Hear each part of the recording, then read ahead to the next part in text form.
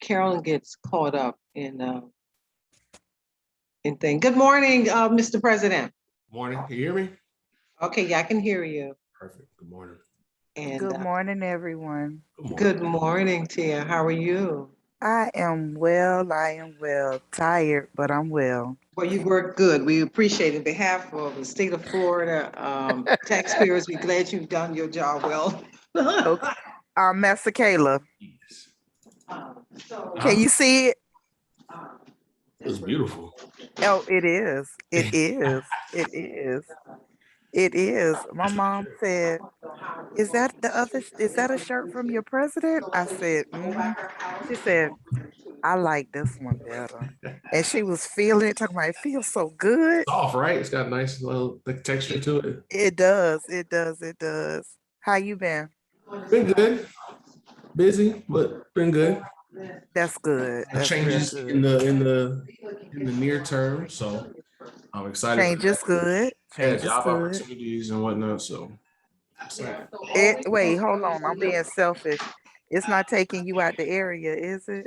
in a way, but I'll be available. No. You're not moving, is No, what I'm saying. Okay. Now you could travel for work. That's fine. I'm good with that. Let me figure out where I put your. But she gonna do it illegal, gonna do it. Somewhere. Student activities. I have check on that. Okay, so let's write this down. Let me see. Ready for it when it comes on. This is the offensive defensive game. So what you doing later on this afternoon? Well, I'm gonna call you and we're gonna set up our strategy on him. Okay. Okay, and remember now, what you just told me, all of these components that be put in place. So he'll understand that we're not coming here staying all day on a meeting. Do you like to list all the Process that needs to be birthdays, done. man? Or you just want Have you made the process? Have you done? I can't hear. Can you mute Miss Williams? Yes, I can. Okay. Thank you. I was asking, do you want to do you list all of their names or you just want to scroll it on the screen? I was just saying scroll it on the screen, but actually I'm glad you asked. For those birthdays that we don't have, I would like because the birthdays I can go through very quickly. I usually just call their names. We don't usually have a whole lot. However, we have so many people's birthdays that we are missing, and I'm not going to call out all of their names, but I just want people to look at them. So if they're their friends or is somebody that they're intimate with, just let them know to reach out. And on that last slide, you saw where I put my email address because I didn't want them to put in the chat because sometimes things get buried in the chat or I'm distracted. And today I'm very distracted. I'm nursing a sick dog. So yeah, so I just would like to go ahead and have them email, and I think we can update better that way. Gotcha. So you do want them to email it to you. Okay. Correct. And I put my email address on there. Aside from the Jerkins passing away, I don't know that I have any other exciting news because I think when I looked at the agenda, the wrap up for Orange Blossom Classic, where I would have said something would have been about your recognition, but I think that'll be a part of the wrap up. So I was like, no need to double dip. But okay, yeah, I don't think any other news came out. I'm trying to think of anything. Okay. Yeah, that should be fine. Okay. And I gave my personal email address. I was thinking, like, for the chapter's email, how many emails are associated? Because if it was one that was just, that we could disseminate corresponding secretary or at FAMU, Miami-Dade FAMU, whatever our handle is, or it could, it could be an email. So you don't have to worry about it. It'll just, I would know to check it and, have it ready to present or stuff like that. I can set that up right now and have like please. What would you prefer, like CS or because correspondent secretary is pretty long. It is. I wish we could you put hospitality? Hospitality at Miami-Dade FAMUNAA.org. Yeah. Or shoot, Master Kayla, if I knew you were so quick, I would have been thinking. Because I want them to know that it encompasses it all. Yeah. But you know what? You can put, wait a minute. I know what I'm about to look at. I'm about to look at what's her name? Polk. Let me see. Artisha Polk. How does her handle go? Oh, it's her name. No, that's when she was running for office. No, she puts correspondent tier. Does she put the whole? Yes, she That's a does. lot. Yes, That's a whole lot. girlfriend loves that. That's what she does. So silly. So how about this? Master Kayla, can we put CO, what is it? RRSEC? Sure. Two Okay. R's. Well, wait a minute. Don't get me the line now. Hold on. I mean, that's how you spell it. I just want to make sure. Yeah, I would say just put the 2 R's, and I guess in the signature. Well, everybody knows, well, not everybody, a good portion of the people know that I do both roles. So, you know. CORSEC. Mm-hmm. Because I think that one actually supersedes hospitality. All right. So you should. Because I think that you know, to take, because you know you busy, to take you out of it. Not that we don't want you in it. Thank you. And I'm getting video lessons from my coworker. Oh yeah. So let's hope maybe December I can have those my report recorded. It takes a while, but oh, listen. Editing 101. Okay. Let's just stop there. So I'm going to set up an email account. Thank you. Remember? Oh, we have a member. Okay, so this is what I'm gonna have to do. We're gonna call it CORRSEC at Miami-Dade FAMU NAA.org. Password. You'll tell me. Don't give me another. So I'm gonna do you one better. I'm gonna send it. So I'm gonna connect it to your email. Actually, I think that's something you're gonna have to set up. Have you done that before?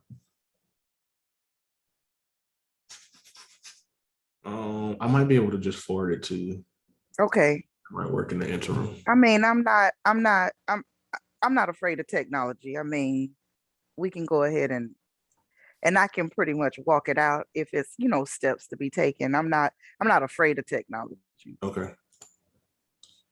CORSEC. Okay. Let's see what else we gotta do. Stuff open.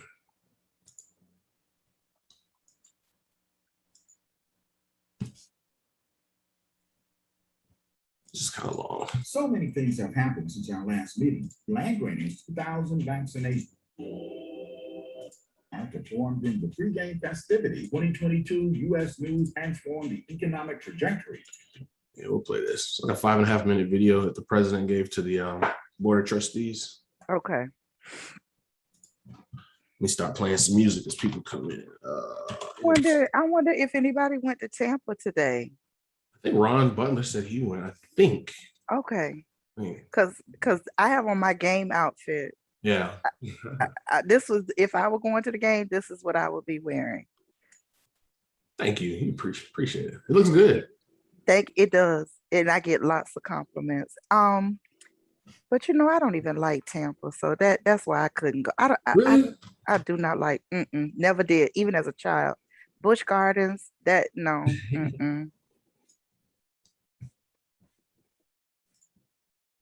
But Tia, I'm glad that you felt that way because it's one of the most racist cities in the United States. Absolutely. And I think that I didn't understand that as a child, but it was never warm to me. Like, no. That's right. No. In the United States, I mean, all of them racist, but that was the power of the most.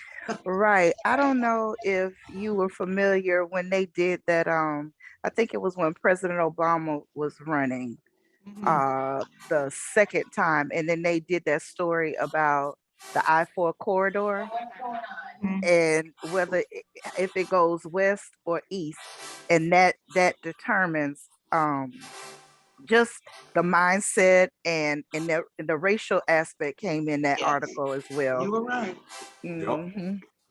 You were right. That's the way it is. But for some reason, most people who live in Tampa are those individuals that say, "Hey, I'm not going anywhere." Those are hard. Correct. You know? Absolutely. Nobody is moving there. That is correct. Yep. Which is okay, but you know, what they did to FAMU in that Florida Classic, I was finished with Tampa. And I think that that's probably why I got out, because as a child we went to the Classic all the time. Right. And aside from being with my family, I Mm-hmm. never liked the experience outside of my family. Never did. Well, when we went the last time to play for the University of South Florida, they gave us a card and told us, if you do not get in confrontation to anyone, if anyone called you any name, please ignore it. If you cannot, they just gave us about 5 points on this card. If you feel that you are being harassed, please call the police, but please do not take it in your act. Do not take your actions. And I said, oh boy, this is it for me. I'm not coming back to Tampa. No. And I will, okay.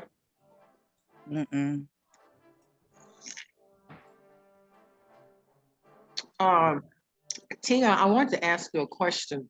In December, is the hospitality group planning on having a virtual Christmas party or anything like that?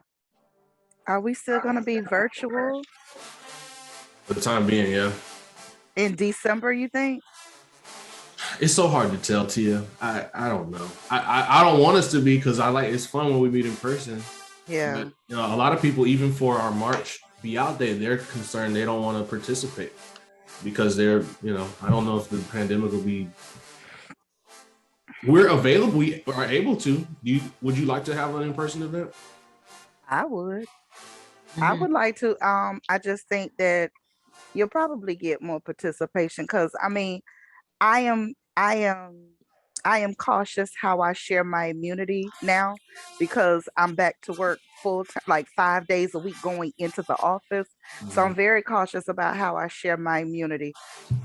And I know a lot of people, a lot of people wanted to go to the Orange Blossom Classic, but they're saving their immunity. And I got that quote from somebody: "I'm saving my immunity for homecoming." I think some people want to be social by holiday time, because I would love that, Miss Wims. Well, just think about it, because we can try to, Lynette is very close to the councilman, I forgot her name, and we probably can use our gymnasium at Bunch Park. Excuse me, it's a gymnasium. We can have with the space. It's nice there too. It's very nice there. Okay, so let's see what we can do, and by that time we can always reserve, and if we don't want to have it, we can cancel reservations. Okay, so but I do know with Miami Gardens, there's going to be a fee. Right. Okay, now wait. Now you know, sometimes you can go through the back door. You don't have to have a fee. This can be a community effort. Okay. Okay, well then I would love to speak with Lynette Wims on that, because I had good, not Wims, Lynette, Lynette, because I had good access from the first and second administrations, and that's right, and it would have been a discount, but it was never for free. So if she know free, I know that's right, and we'll go that way. Free is for me. If she knows, let me just tell y'all about somebody I just saw who signed in. Let me tell y'all about this sister Lakeisha Clayton, or Keisha, as I know her. She slayed my staff on Wednesday, guys. Master Kayla, get Keisha on. I don't know when, I don't know how. She's about to set some lives free. I couldn't work yesterday either, Keisha. You got to cut that out. We have to service our families. Now stop it. Keisha, oh my gosh. Master Kayla, and you and I spoke about her already. When is her month? Because I think it would be amazing for her to speak to this chapter. She'll change some things. Yes. Yeah, she's speaking today. No, she's not. Yeah. Girl, Keisha, why you ain't tell me? You know why? Because I called her Keisha Clayton. I'm sorry. It threw me off for a bit. I was like, who that? I'm so sorry. Oh, child, let me get on this phone and tell some people because they want to hear it twice. Hold on. Good morning, Sorah. Good morning. How you doing? Okay, darling. Everything is well. That boy is looking good. He's looking good, girl. If I was younger, I'd talk to him a little bit. Oh yeah, I saw that picture you put up. I was like, girl. Yeah, doesn't know if his mama got him out there like that. All these old ladies. But all I can be is auntie. Hey, Kia, all I can be is auntie and tell a girl, keep moving. Keep moving. Exactly. Keep moving. That's right. Hey, baby. Keep moving. Keep moving.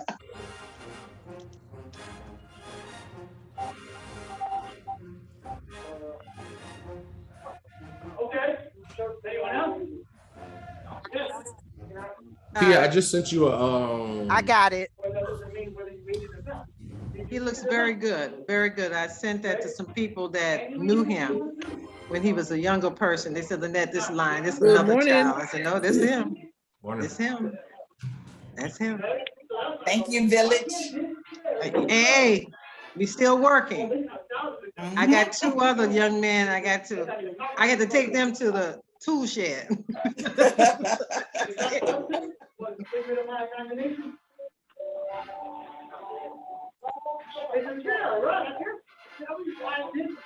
Lynette, I told all my rattlers, I said, okay, I need a picture of all of y'all. Today is forum day. I need to see the picture with the pearls. I need to see the suits. I need to see it all. That's right. That's From right. the neck to the ankles, I need to see it all. That's right. Well, No how's my girl? headshots, no. Well, Very how's good. she? Okay. Very good. I got hers as well. I got the freshman too. Okay. Okay. Yes, ma'am. Y'all taught me right. All right. Hey, now please, please. No, it's that other lady, Miss Clay, that other lady, the founder of you. Yes, we're here to do what we got to do. And believe me, Carolyn Collins had a beautiful government relation. We had to turn people, we'll talk about that later, and over 100 people. We had Congressman David Scott. He was not able to appear because the President Biden had him doing a special project. So he had to send his aide in. And that was wonderful. It was gorgeous. We brought that unity among the HBCUs. I got to give Florida University. Hey, this girl is something else. It was touching. So we conquered, we probably covered about 15 states. Wow. That's right. Very nice. So I'll tell you more about it. I can't wait to hear it. Yeah, okay. All righty. If Mr. President is ready.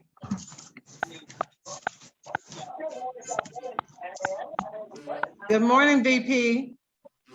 Good morning, everybody.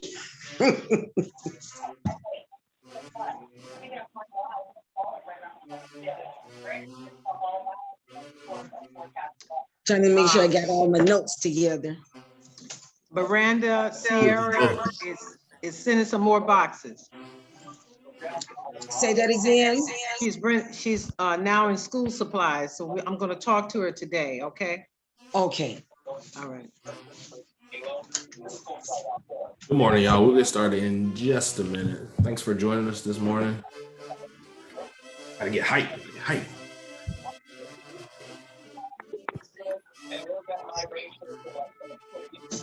Good morning, Miss Wims. Yes, good morning.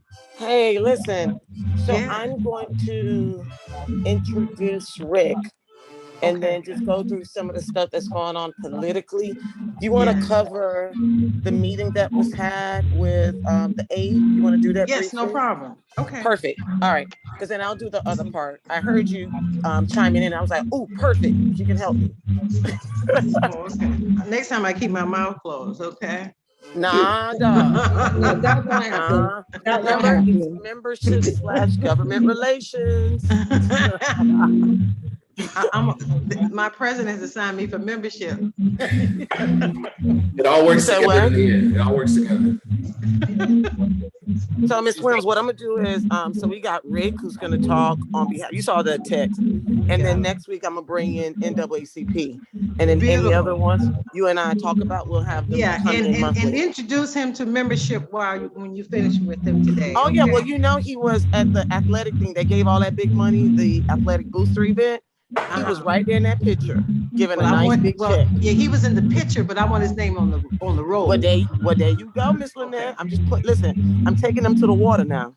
Yeah, So you that's just right. gotta help me drink, help them drink. Okay, no problem, sis, no problem. All right, sis. So I just want to let you know I'll do that part, and then you'll cover David Scott. Okay, no problem. All right, sis. All right. Good morning, everyone. We're gonna get.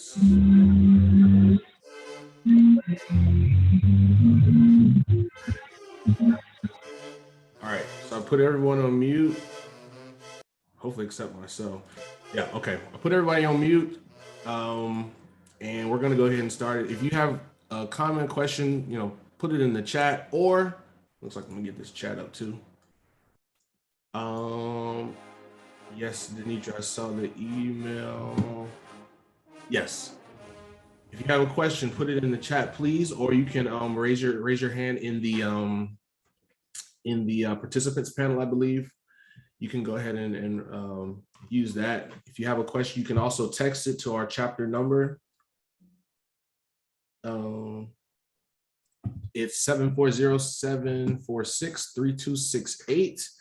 I'm asking that everybody sign in via the link that's on the agenda or the QR code that's here in our agenda on the screen here. And I'll also put it in the chat so that everybody can take a look at it and sign in there.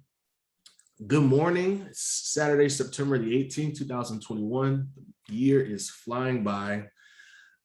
Really good to see everyone on. Good to see a few new names, some people that just became members recently. Love to see it. Tell everybody else. We want to make sure that we grow this membership as big as we can. We're not afraid to get big.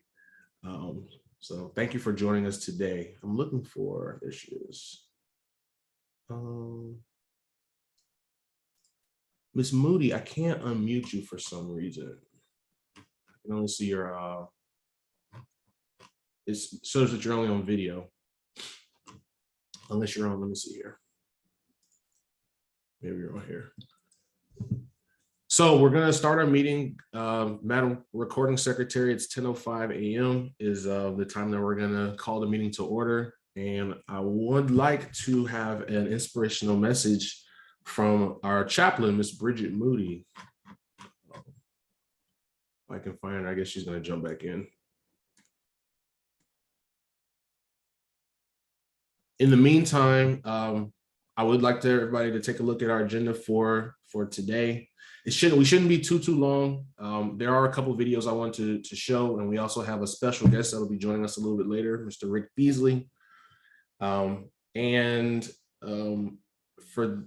those that do not know, we have a ton of committees. I have a link in our agenda.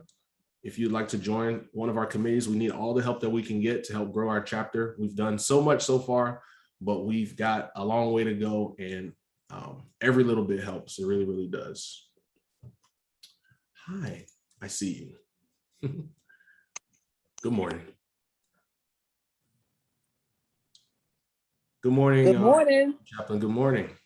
Okay, I was here. I apologize. I missed it. Some of the names have different titles, and I lose them. So thank you for pointing that out to me. I had to get on to another as in work mode, I guess. Oh, okay. So I got off. Yeah. All right. Let's get it going this morning. All right.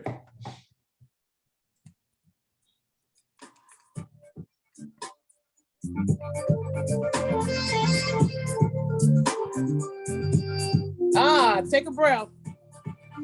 Good morning, Rattlers. I see you this morning. Good morning. Yeah, that's how we do it. This is an easy like Saturday morning, guys.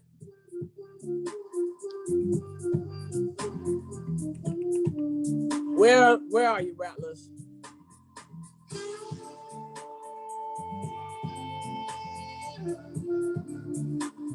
It's a good day to be a rattler. Let's get up, get going, get moving.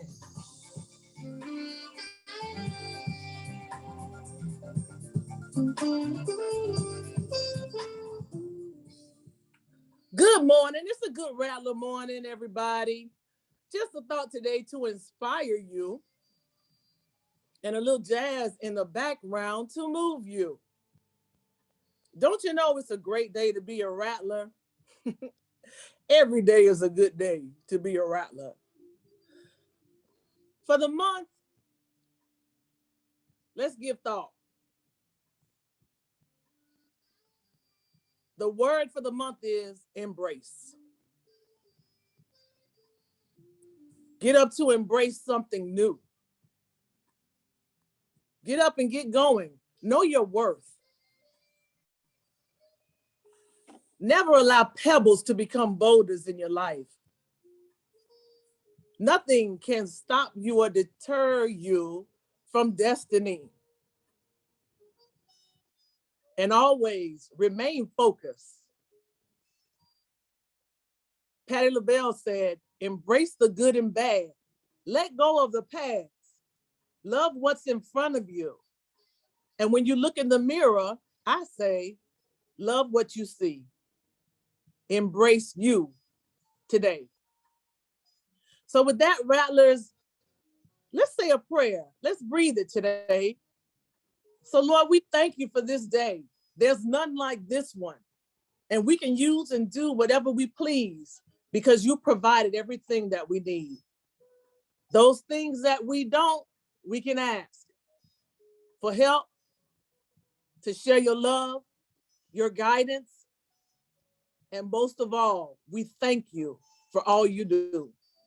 So today, as Rattlers, we gather round thy noble shrine, and we give thanks to you for leading us in all that we do. And with that, we say, amen. So I wish you a great day, Rattlers. Keep striking, striking, and striking again. Good morning. It's a rattling good day. It is a rattling good day. Thank you, Madam Chaplain, for those inspirational words. We're going to continue moving along in the agenda. We have our minutes from our August meeting put together by our recording secretary, Ms. Althea Coleman. So I ask that you take a few seconds, a minute or so, to take a look at our minutes. And if you see any discrepancies, anything that needs to be adjusted, please put it in the chat. Or if you have a question, you can raise your hand and then we can make sure we get it right. So thank you.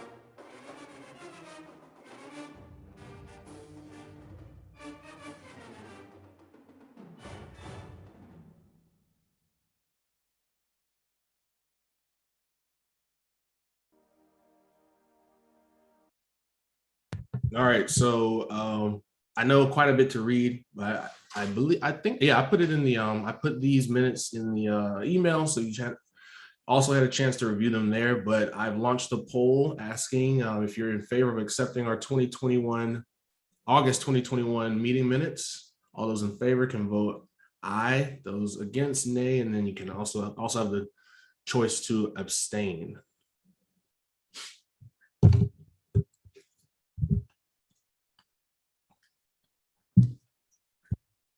All right, looks like the ayes have it.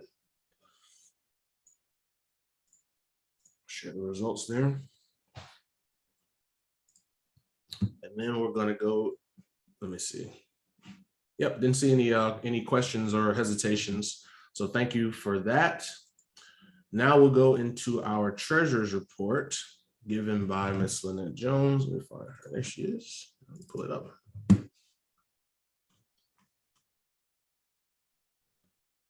Good morning, everyone. Good morning. Before you have the treasurer's report, we started with a cash balance of $6,146.51. We had a total income collected in the month of August of $2,910.84, which consisted of dues and ticket sales for our the party with the cues and scholarship income. And then our expenses for the month were $1,318.39, which consisted of us sending money to the nationals, and we paid our state fee to be a corporation, and our telephone. And then we had a transfer to the scholarship account. And so that left us an ending balance of $7,388.96. And if you look, that money is divided into our Regions bank account and PayPal account, which we subsequently transferred. In our scholarship accounts, we have at the end of August, $24,002.16. And our total for our assets are $31,391.12. And that's it for our treasurer's report. All right, thank you, Ms. Lynette Jones, Madam Treasurer. Do we have any questions about anything? I know there's a little bit of a transition from our previous treasurer, Dr. Mandela, to Ms. Lynette Jones, but this is a pretty comprehensive report. So if anybody has any questions about anything they see, please voice your concerns now.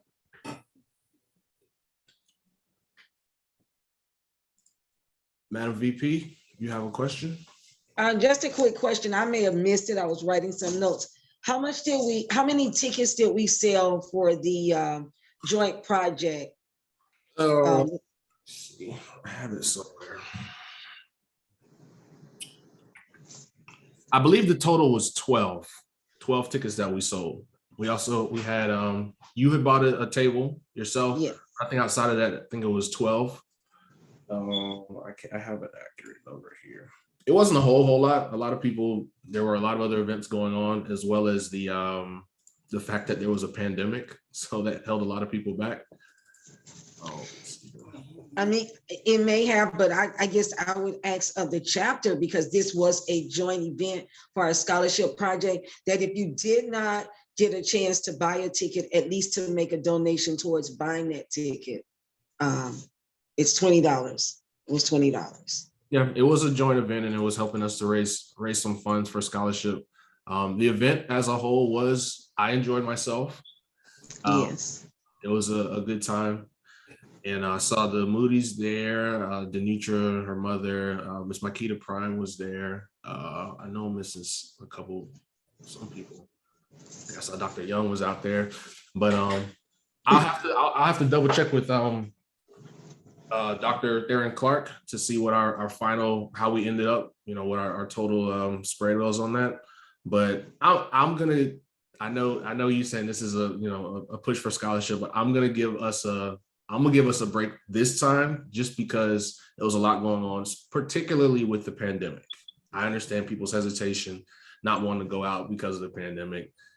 And even though they can, I'll cut them a little slack this time. Just this time. And I have a question, just because I'm coming in the position. So what was our agreement with the Omegas? So we would, between us, the South Day chapter, the Rattler F Club, and the Zeta Nu Nu Omegas, we would put together, pay a set amount, I believe it was $950 toward an event, the setup costs. And then outside of that, the profits would be split among the 4 organizations. So any of the tickets that were sold, the general admission tickets, we would get a percentage of those. And then if any tables were sold, we would get a larger percentage. I believe we would get around $150 for each table that was sold, I believe. And that was the agreement. Apparently this event has taken place in the past before, and the setup has been similar. Yeah, that was what that was. We should be expecting a check back, because what do we do with our tickets that we have sold? Was that money sent to them, or? The money, so the initial $950 was sent to them, but then any tickets that were purchased through them for our organization, we'll get a check back for that.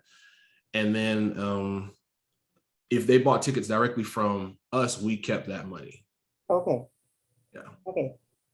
All right, that's what I needed to know what to do. So this is only, Miranda, that's only what was collected in the month of August as far as ticket sales. We will have some more in the month of September. Go ahead, Nikitris. So it was a little different from what you mentioned. Everything is supposed to be split even. So it's regardless of how many tickets you sold. It was a big reason why I was okay with going forward. At first, they were going to give you based on how many tickets each individual organization sold. It is actually a clean split. So even if we sold less tickets than the other organizations, it's still a 4-way split between all of the organizations that participated, because they didn't have a clear way of tracking the tickets, how many you sold, and promotions regarding that. So they decided to make it fair. It was going to be a clean split between all of the organizations. Right. So do we still need to report to them how many we sold? Let me see. You had something else to add, Nikitris? Sorry, yes, I had already muted myself again. We already had told them how many tickets we sold because we had to have the names of our people on the list. Right. Okay. So that had already been reported, but regardless, they wanted that $950 because that's just the startup cost, and then all of the profits above that was going to be split evenly. Okay. All right. Thank you so much. Mm-hmm. Mr. Jones? Yes, good morning, Rattlers. Question, each organization paid $950 for the event? Yes, sir. Okay. For the initial setup costs. That was in our, when we put the budget together, that was a part of our budget amount for the Orange Blossom Classic for this particular event. So there were 4 groups, right? Correct. So if just to round it off is around close to $1,000 a person, $1,000 a group. If to round it off, or 3,200 or something like that for the group. Mm-hmm. Okay. All right. Thank you. Yes, sir. Any other questions for our treasurer? All right. Seeing none, I've launched another poll. If you'd like to accept the treasurer's report for September 2021, you can vote accordingly.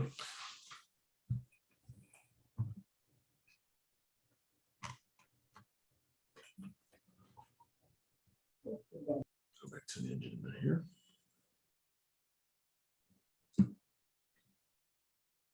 All right. Passes Beautiful, beautiful. All right, so next on the, thank you, Lynette, for your report. I appreciate that. We're gonna go ahead with the state of the university, and there was a couple of things on here that I was going to look at, but I found last minute, I found a, what is this? The president's report to the Board of Trustees, and I felt like it was a good representation of kind of what was going on the university. So I just wanted to play this, and then I'll use that as my state of the university report. And let me know if you cannot hear it. So many things have happened since our last meeting, but here's a snapshot of some of the highlights. We lost the 8th president of Florida A&M University, Dr. Frederick S. Humphreys Sr. Under his leadership, FAMU was named College of the Year in 1997 and 1998. Dr. Humphreys was a renowned scholar, a visionary, and innovative administrator, and left a legacy that touched countless students, corporate leaders, philanthropists, and peers from across the nation. Dr. Humphreys was 85 years old. To honor his legacy, nearly 40 universities participated in the 34th anniversary of the FAMU Graduate Feeder Conference, which Dr. Humphreys established as a direct pipeline for high-achieving students enrolled at FAMU to pursue graduate-level degrees at no cost to the student. FAMU is one of 10 institutions to receive a $5 million donation from Google, designed to help create pathways and opportunities for diverse representation in the STEM industry. Additionally, FAMU is one of the 1890 land-grant institutions to share $19 million in grants for scholarships from the U.S. Department of Agriculture.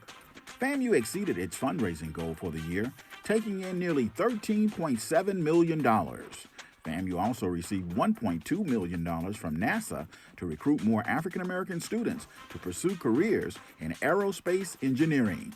The university announced the hiring of Dr. Kelly McMurray as Associate Vice President for Strategic Planning, Robert Seniors as Chief Information Officer, and W. Rebecca Brown as Interim Chief Financial Officer.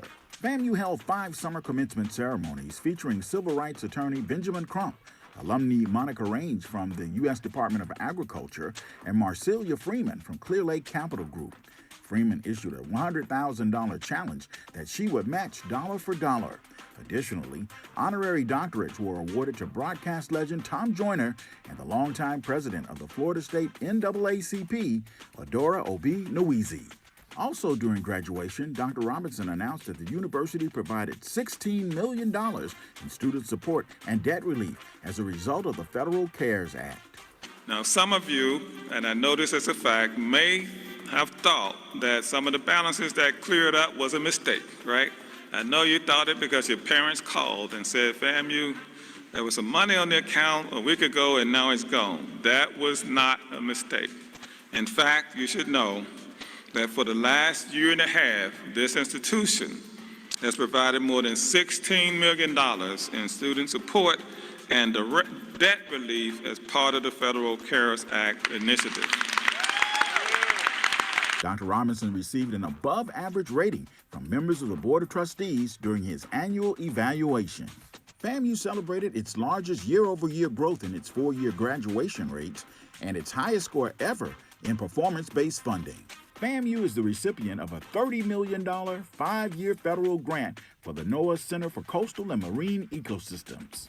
FAMU is the lead institution, and Dr. Robinson is the principal investigator of the project that includes Bethune-Cookman University, California State University, Monterey Bay, Jackson State University, Texas A&M University, Corpus Christi, and the University of Texas, Rio Grande Valley. Our COVID-19 test site has administered more than 466,000 tests, and the COVID-19 vaccination site has administered more than 17,000 vaccinations. Remember, we can't be FAM without you getting vaccinated. So call the shot and let's protect the family. FAMU joined the city of Tallahassee to rename Gamble Street for the late Robert and Trudy Perkins, local civil rights activists.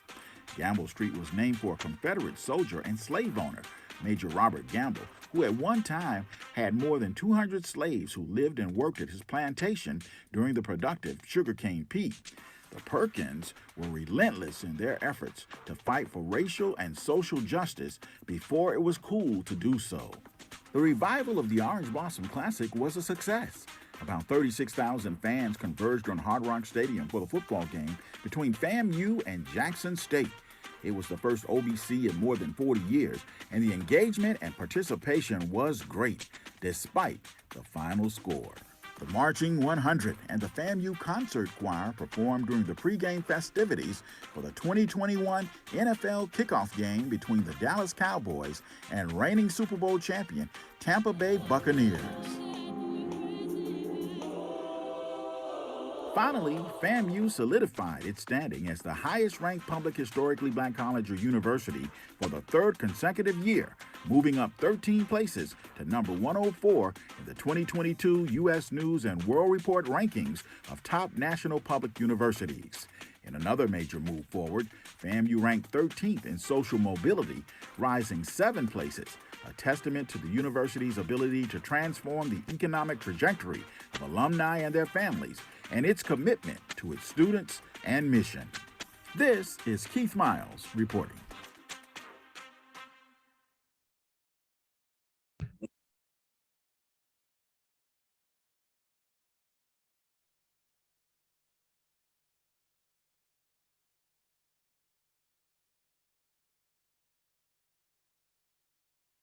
Sorry, y'all wouldn't even hear me. I was gonna say that was a nice recap of everything that was going on in the university over the past few months.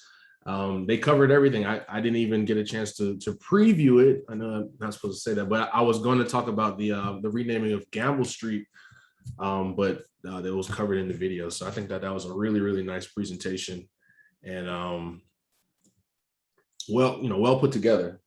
Well put together. All right, so as we push forward in our agenda, I was going to speak a little bit about, well, I take that back. I was going to at least reference the date of the FAMU NAA Leadership Summit that's due to take place November the 18th through the 21st in Orlando, Florida, with the Florida Classic. And we have our national treasurer on, and I know there's not a whole lot of information about it right now, but can you give us some insight, Lynette, on exactly what the what that's going to be? Once again, good morning, everyone. The Leadership Summit is basically going to be really leadership training for those of you all who are in leadership and who want to be part of leadership. Within the next week, you will receive an email regarding it. It's going to be in Orlando, Florida, right before the Classic, a couple of days before the Classic. So like starting on Wednesday and Thursday and Friday, they're going to have various workshops, and the itinerary and everything will be released in this upcoming week, no later than the next week. And so it's going to be a short turnaround if you all want to register and get for the Leadership Summit. So within the next week and a half, you will have that information, and we look forward to seeing all of you there. And then, we have to do our job on Saturday and beat those Wildcats. Right, because it's been too long. It's been about 10 years since we beat Bethune. So we do. It's time for us to beat them. All right. Yes, good to see everybody here. Love to see the engagement. We got about 64 people or 64 participants. A few have multiple people on their account. So that's why I also want to reiterate that it's important that you sign in this morning. You can scan this link here at the top of the agenda that's on your screen. If you're looking at your PDF version of the agenda, you can click the link. And once again, I'll put the link in the chat so that we know that you're here. We want to see who's here. We want to make sure that we're engaging with you. We're following up with you. And it's just good for us to keep good records on who is joining our meetings. So this is the most that we've had in a while. So that means that our efforts are working, and that's always good to see. All right, so now we're going to go to Miss Tia Wanton, our corresponding secretary. to give us a corresponding and hospitality report. Good morning, Tia. Good morning and good morning, Rattlers. And I want to give a special shout out to everyone, all of the new people who are on the line, and to my friends that I text at the last minute and Instagrammed at the last minute to attend today's meeting. So first, I want to lead with some awesome news. Just about 5 minutes ago, I received a text from Mrs. Aisha Wilder. Congratulations to Mrs. Aisha Wilder and chapter member Vernon Wilder III. They just welcomed a baby boy. His name is Jason Wilder. He was born August. Wait, hold on. This is what your 40s will do to you. Hold on. He was born on August the 21st. He came in at 9 pounds and 12 ounces, 21 inches. Congratulations. I have a picture, and this is a beautiful baby, guys. What's his name? His name is Jason Wilder. So Okay. we have a new baby rattler. So congratulations. All righty. Next, condolences to this was some very it was very sad news that we received over the last 2 weekends or 2 weeks. Condolences to the Jerkins family.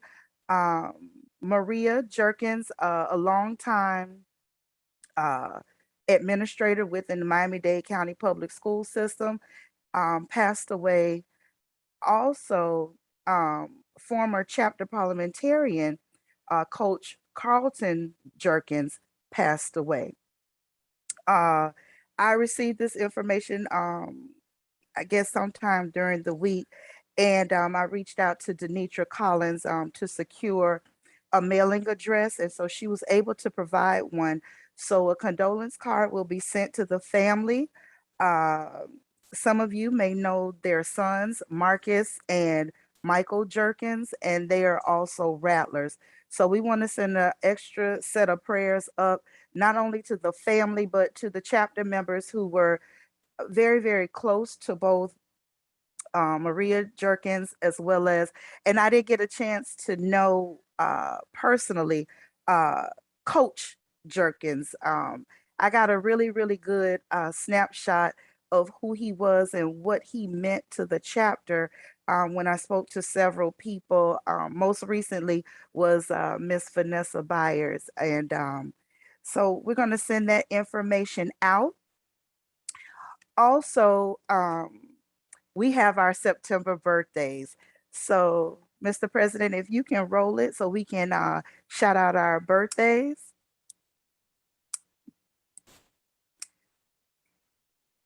All right. So happy birthday to Alice Clark Wilson.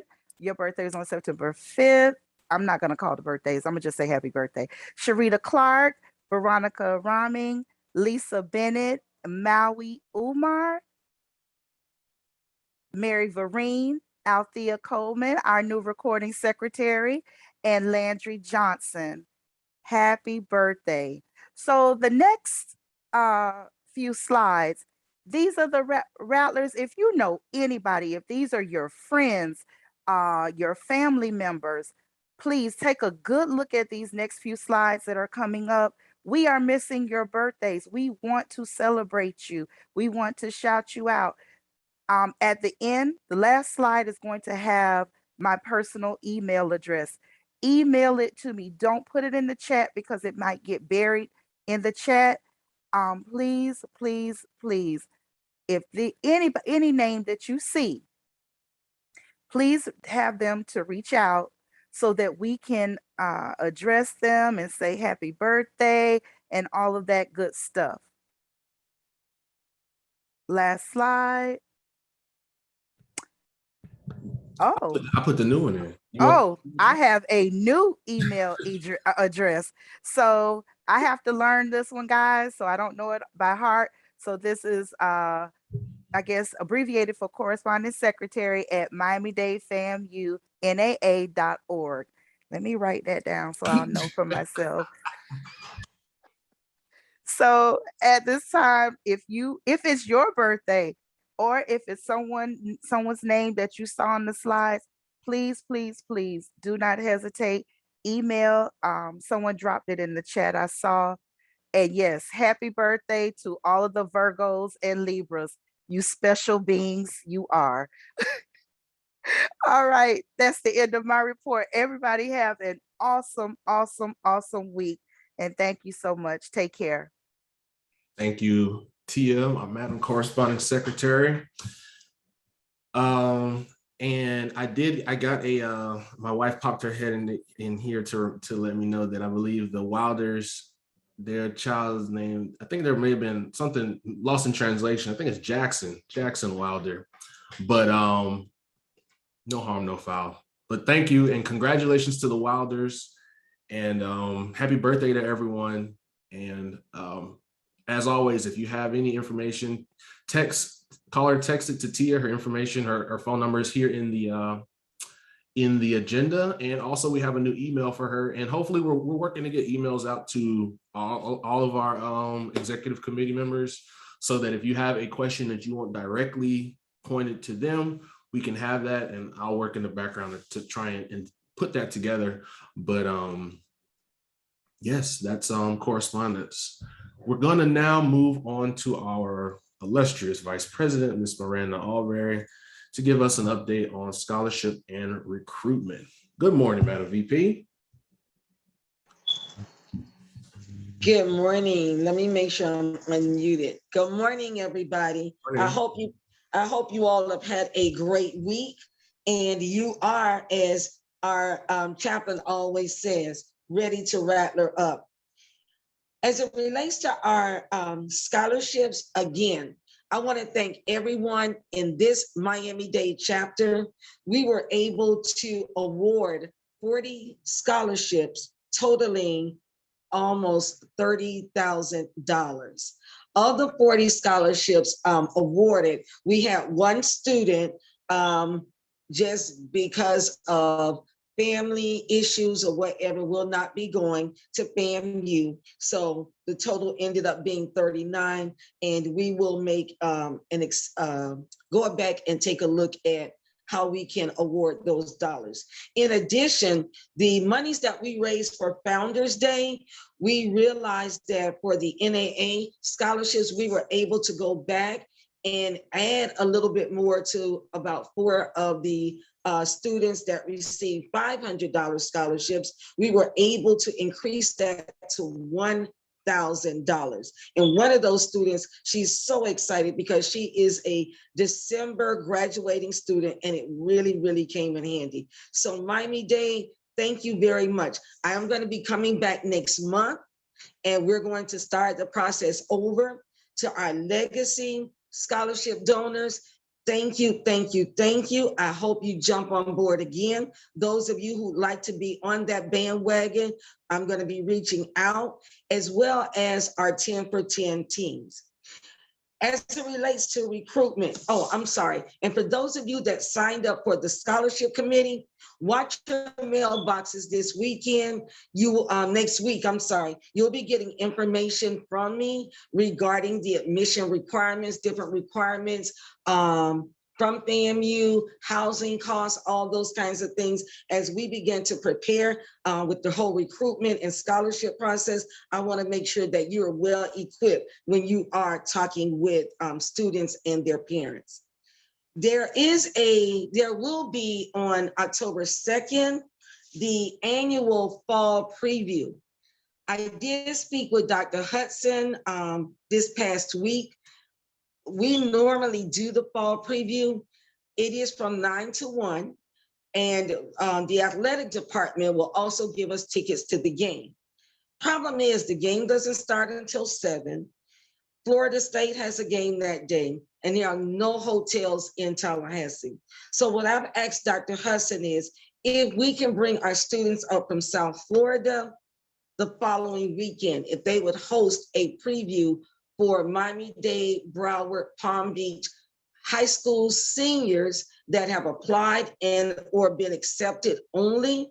and those junior college students who will be transferring to FAMU. So please stay tuned. If he gives us the go ahead, I know Tricia, that's one of my faithful helpers as far as chaperoning the students. I know Tricia and Dr. Michelle Moore I can count on. I may be calling on some other rattlers to go up and help chaperone the students. And again, it will only be high school seniors that have applied and or been accepted.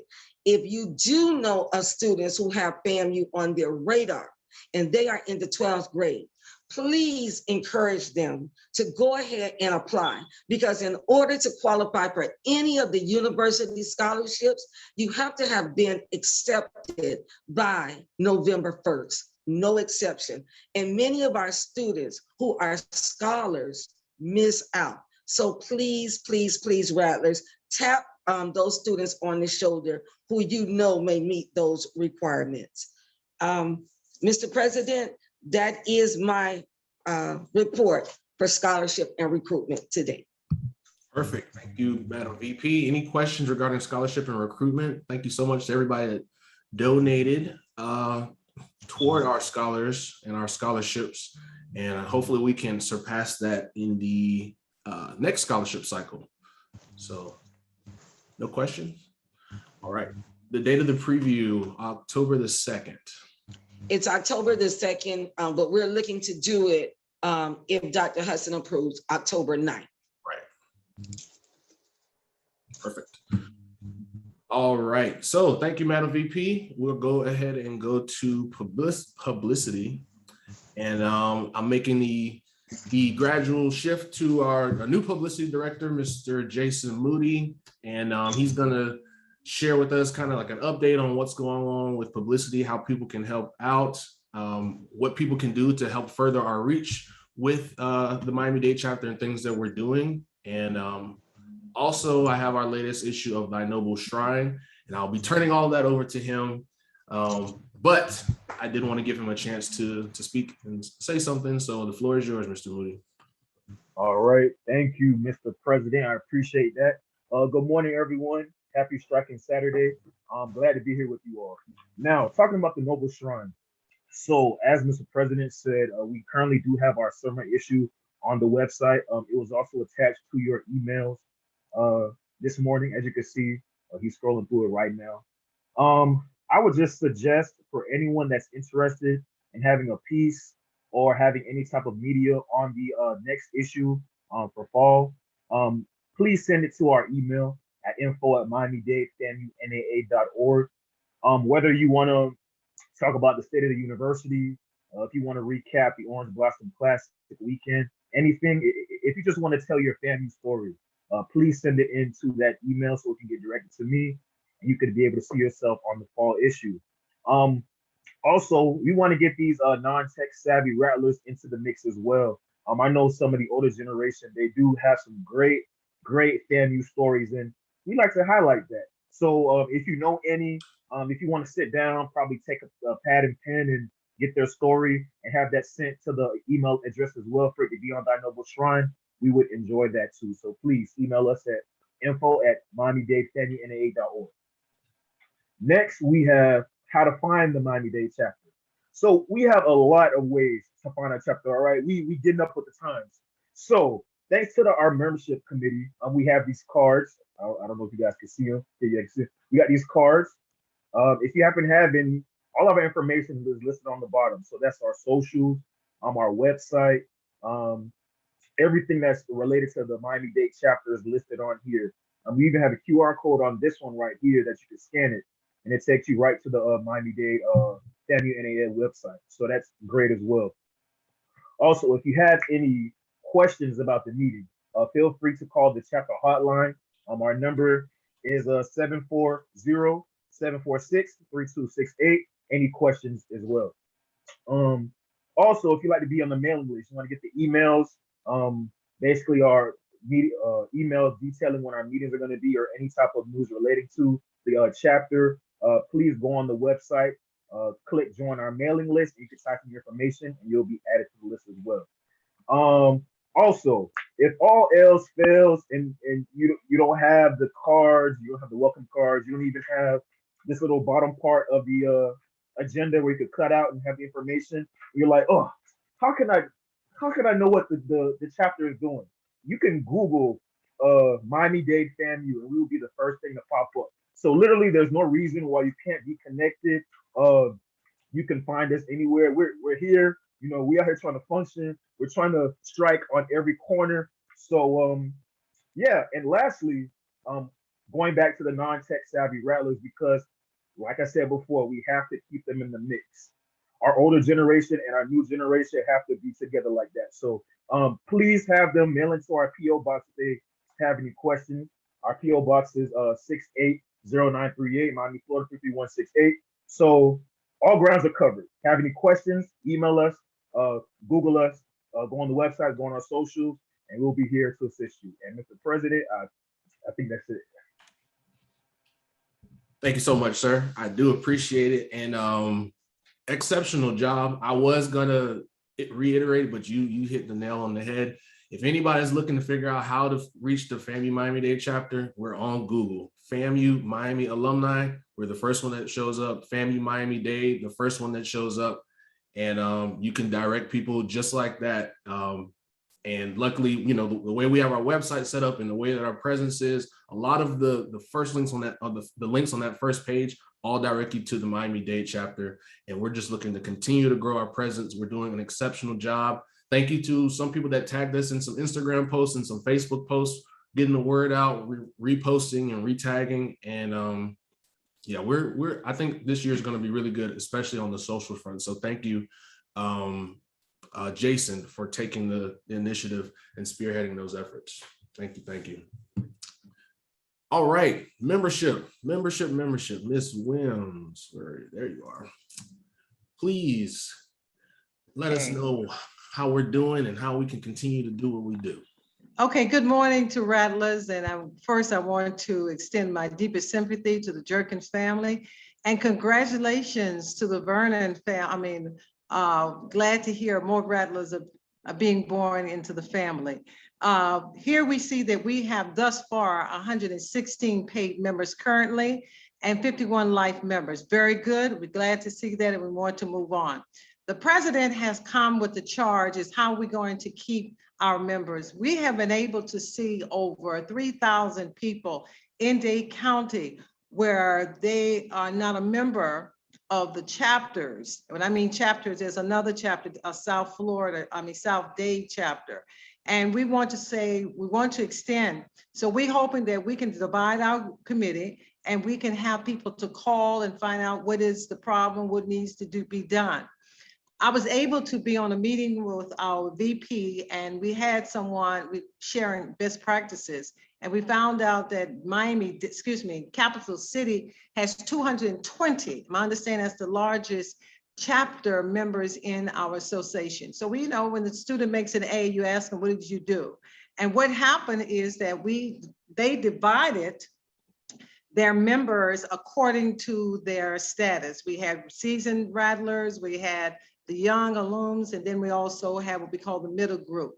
And we're hoping that we can do that and find out where they are and what things we can do. We found out that some people do not want to be a part of the chapter, but they want to donate. So mote it be. So we're going in that direction. Another factor is that we have hoping that at least we can recruit 30 members a month. And this is where we need the participation of everyone. And I received a note in the chat that someone wanted to know, I think it was Yvonne Chambers, how can we contact, how can the person get involved in an application? And I told her to refer to our website. I appreciate Jason having the card. That was one of the instruments that we used when we were out for the festival doing the Orange Blossom Classic. Some people came by and Bridget, if you want to chime in, you can do so because she was mining the booth during that period of time. Another point is that I know that we have fundraising, it's a separate component, but membership runs in all directions. We are what we call the quarterback. So we grab and we throwing the ball to anyone we can throw to. We have tickets that are being sold from the Omega Psi Phi fraternity in Pompano, where they're selling tickets for $20. And they're telling us that if whatever we sell, we would get 50%. So that means $10 on the 20. What are they offering? I think our president has already told us they are offering a, was it 2022 Audi? That's first prize. The second prize is a trip to Bimini for 2. And the third is that Tom Jenkins is donating, I think, a contribution for a food festival for 50 people with chicken and ribs combined. So it's a very good point. And also we moved on, we have a calendar, and the calendar actually tells us what we needed to do at a certain time. We've already been successful with our Orange Blossom Classic Festival, will be held at Betty T. Ferguson. And secondly, we're working on what we call Seeking in the month of October. I know everybody will be trying to get to the Hill, but we're going to seek these old members. We want to find out where they are, why they're not a part of the family, who they don't like. We got to talk to them and let them know that, hey, we are family and we have disagreements, but come on back home. In the month of November, we come back what we call Striking Rattlers event. Now, the Striking Rattlers that we're going to go out to businesses and as well as other individuals to spotlight them, and hoping that we can, I guess you can call, hook them into our organization by doing this. And this is not only for individuals, but people who are in what we consider in the community leadership. In the month of December, which is the question mark, is that we possibly could have what we call a Christmas party. It will be virtual or it will be physical. It's left up to our president and, or should I say, the executive board to determine that factor. So right now we are moving on and we are hoping that everything is well. If you have any questions, please, you may call Lynette 305-542-7785, or you can contact our president. For those of you who have signed up for the membership committee, would you please stay on the call, on the meeting for about 5 minutes? I want to share some information with you. Thank you, Mr. President, for listening and members to our report. Thank you very much. I got a late email with a PowerPoint presentation. Did you want to share that as well, Ms. Certainly, you may do so. All right. And you're going to have to talk me through it because I guess this is something that you all put together, so I'll share it. Okay, these are the individuals who we welcome back during the time of the month of August. Now, some of you say, well, I paid my money this month. Now, we must realize that there is a procedure that the NAA goes to before you are credited to what you have according to membership. So she's talking about, this is from the national. So that is telling us that this is what recorded. What happened, I'm gonna repeat again, what happened in September is being recorded and will not be stated until October. There's something they call YM, and that is our membership. So there are certain steps that are taken before you become a part of YM. So thank you so much for those of you who paid your money. We welcome back individuals, and see, that's what I'm talking about. People who are in the family and they are coming back to us, and we appreciate this. And quite naturally, I think I pronounced her name correctly, Ms. Adria Watson. She is a new life member. We congratulate her. Now, some of you say, well, what's the importance of a life member? You always saying that we bleed orange and green, but when you put your money where your mouth is, that simply is telling me that you have done an investment into the university. So thank you very much, Ms. Watson. Thank you, Mr. President, for your time. Thank you. Actually just got some a life membership today from Miss Marvina Campbell. So thank you very much. And the memberships are coming in. I think Miss Aquanetta Bugs got a membership payment from her. And our membership is just continuing to grow. I know I'm probably missing a couple of people, but we try to keep the membership link on our website as updated as we can. It's an imperfect process, especially when, you know, going through the chapter and going through the NAA and then the delay.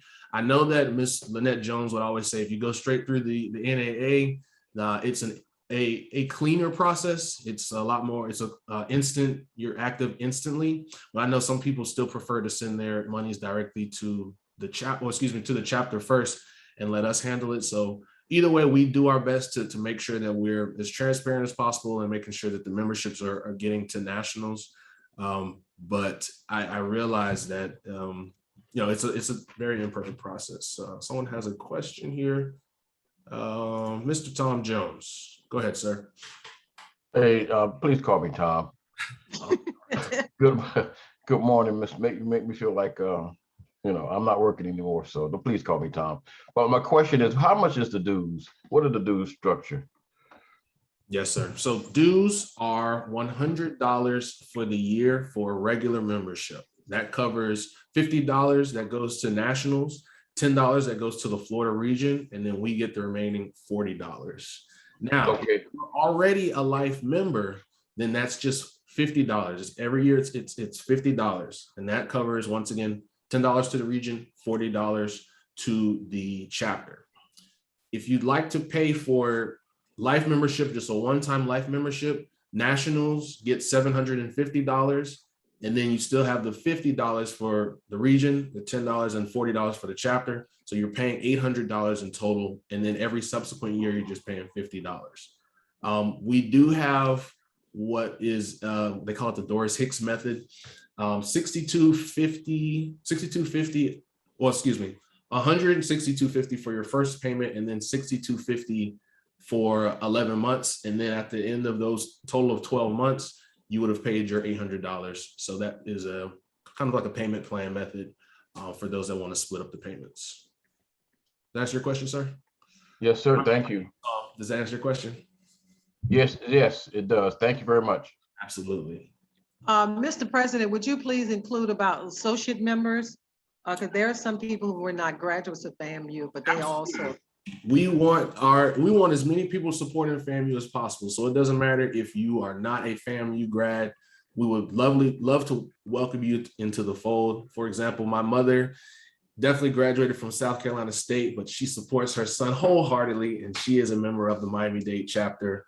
A couple of people that stand out also, Mr. Leon Ward is a chapter member, also Ms. Kay Madry Sullivan, both associate members, but I'll support our efforts wholeheartedly. Apologize if I miss any more, but those are the ones that came top of mind. So yes, associate membership is definitely a key component of our organization. And you can also be a life member, even though you didn't graduate from FAMU. And as Ms. Wims always likes to reiterate, the only thing that you can't do is be the national president of the association. So associate membership is very important to our building blocks here, especially in the Miami-Dade chapter, but for the NAA as a whole.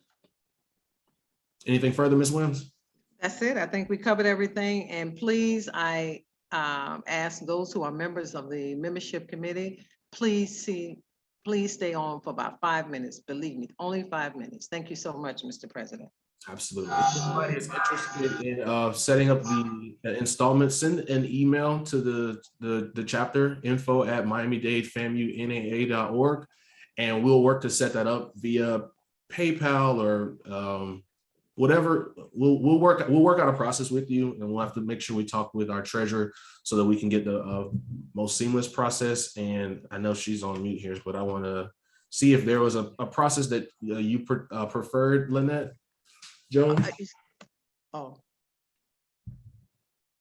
No, there's not one certain, but you know, if you let us know if you want to go that route of trying to pay within 1 year, yeah, definitely let us know. Otherwise, you know, as they mentioned, there's 3-year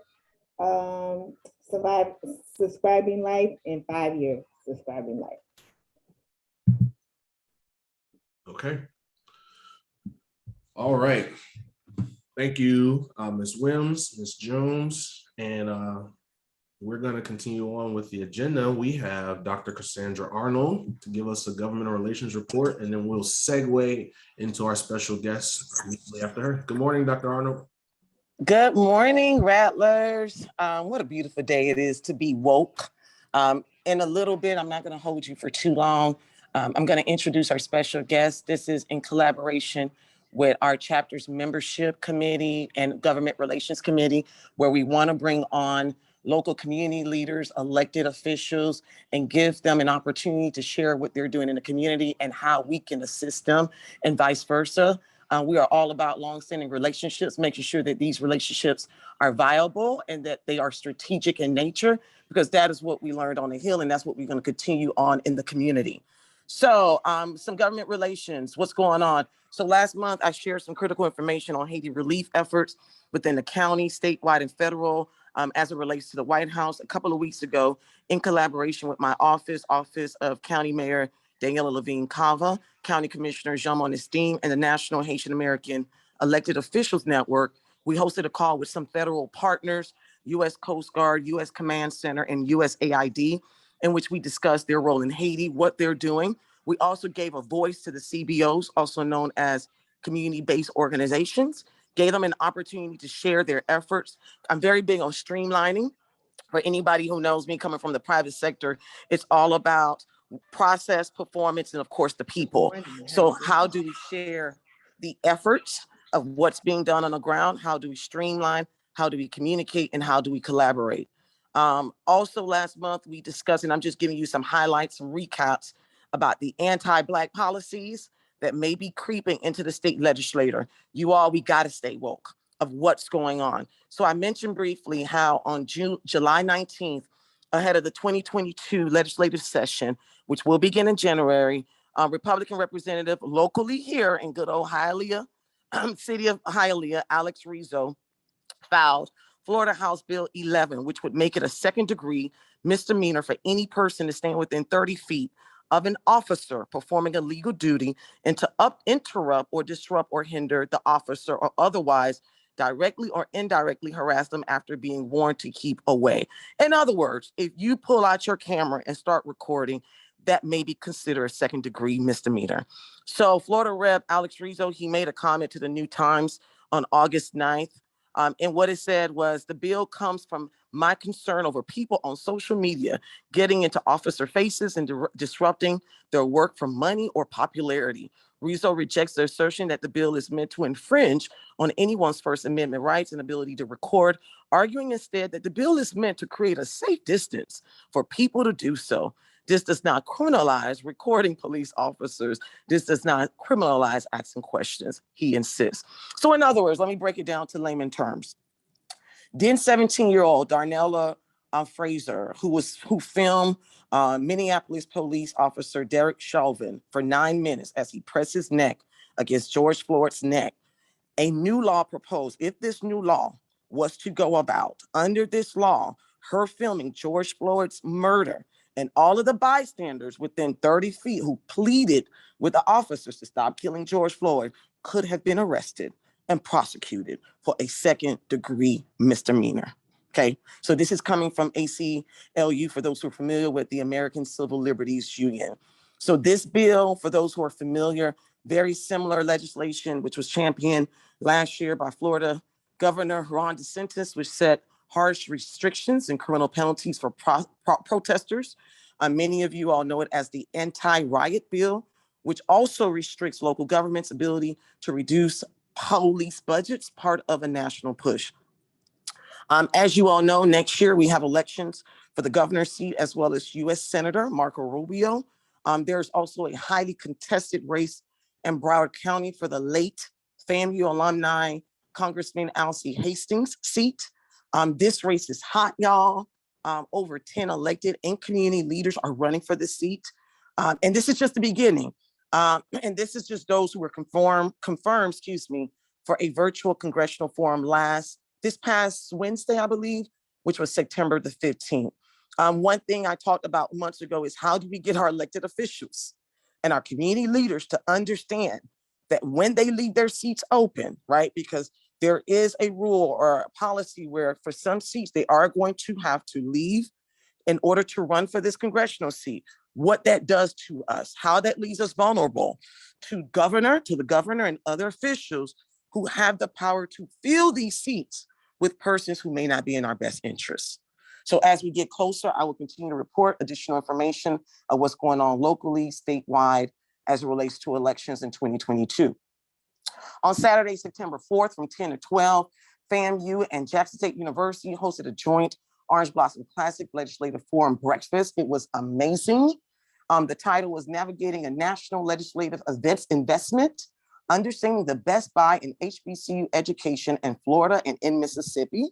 It was a packed weekend, as you can imagine. We had a parade and the community fest, so our attendance as a chapter was not as high, but we did have an attendance NAA board member, Treasurer Lynette Jones, as well as NAA board member, Attorney Kashasha, and myself. I gave greetings on behalf of Miami-Dade chapter, and also Patricia Shaw, who is the NAA, which is National Association Alumni, second VP from Broward County chapter. She also gave greetings. Both FAMU NAA presidents spoke. The president, I forgot her name, she was amazing, from JSU. She was very eloquent and just very, how can I say, firm in her search, in her belief how HBCU grads run this nation, from Black doctors, Black scientists, Black PhDs, Black pharmacists, Black entertainers, all majority HBCU grads. President Larry Robertson, FAMU president, gave remarks at the end, giving us a show-stopping ending to everything that is amazing about FAMU, from our awards, our ranking, our internationally recognized alumni, the grants that we're receiving. For those who haven't seen in the president's email, if you're a university donor, myself and many others, we get emails regularly about the amazing work that's being done, the millions and millions of dollars that FAMU is getting from both the private and the public sector, and the amazing work that they're doing with the students, with the recent announcement he made at the convocation about, I put it in a group chat, I think it's the 30 million or so of student relief debt that they are giving towards, which they receive as a part of the CARES Act.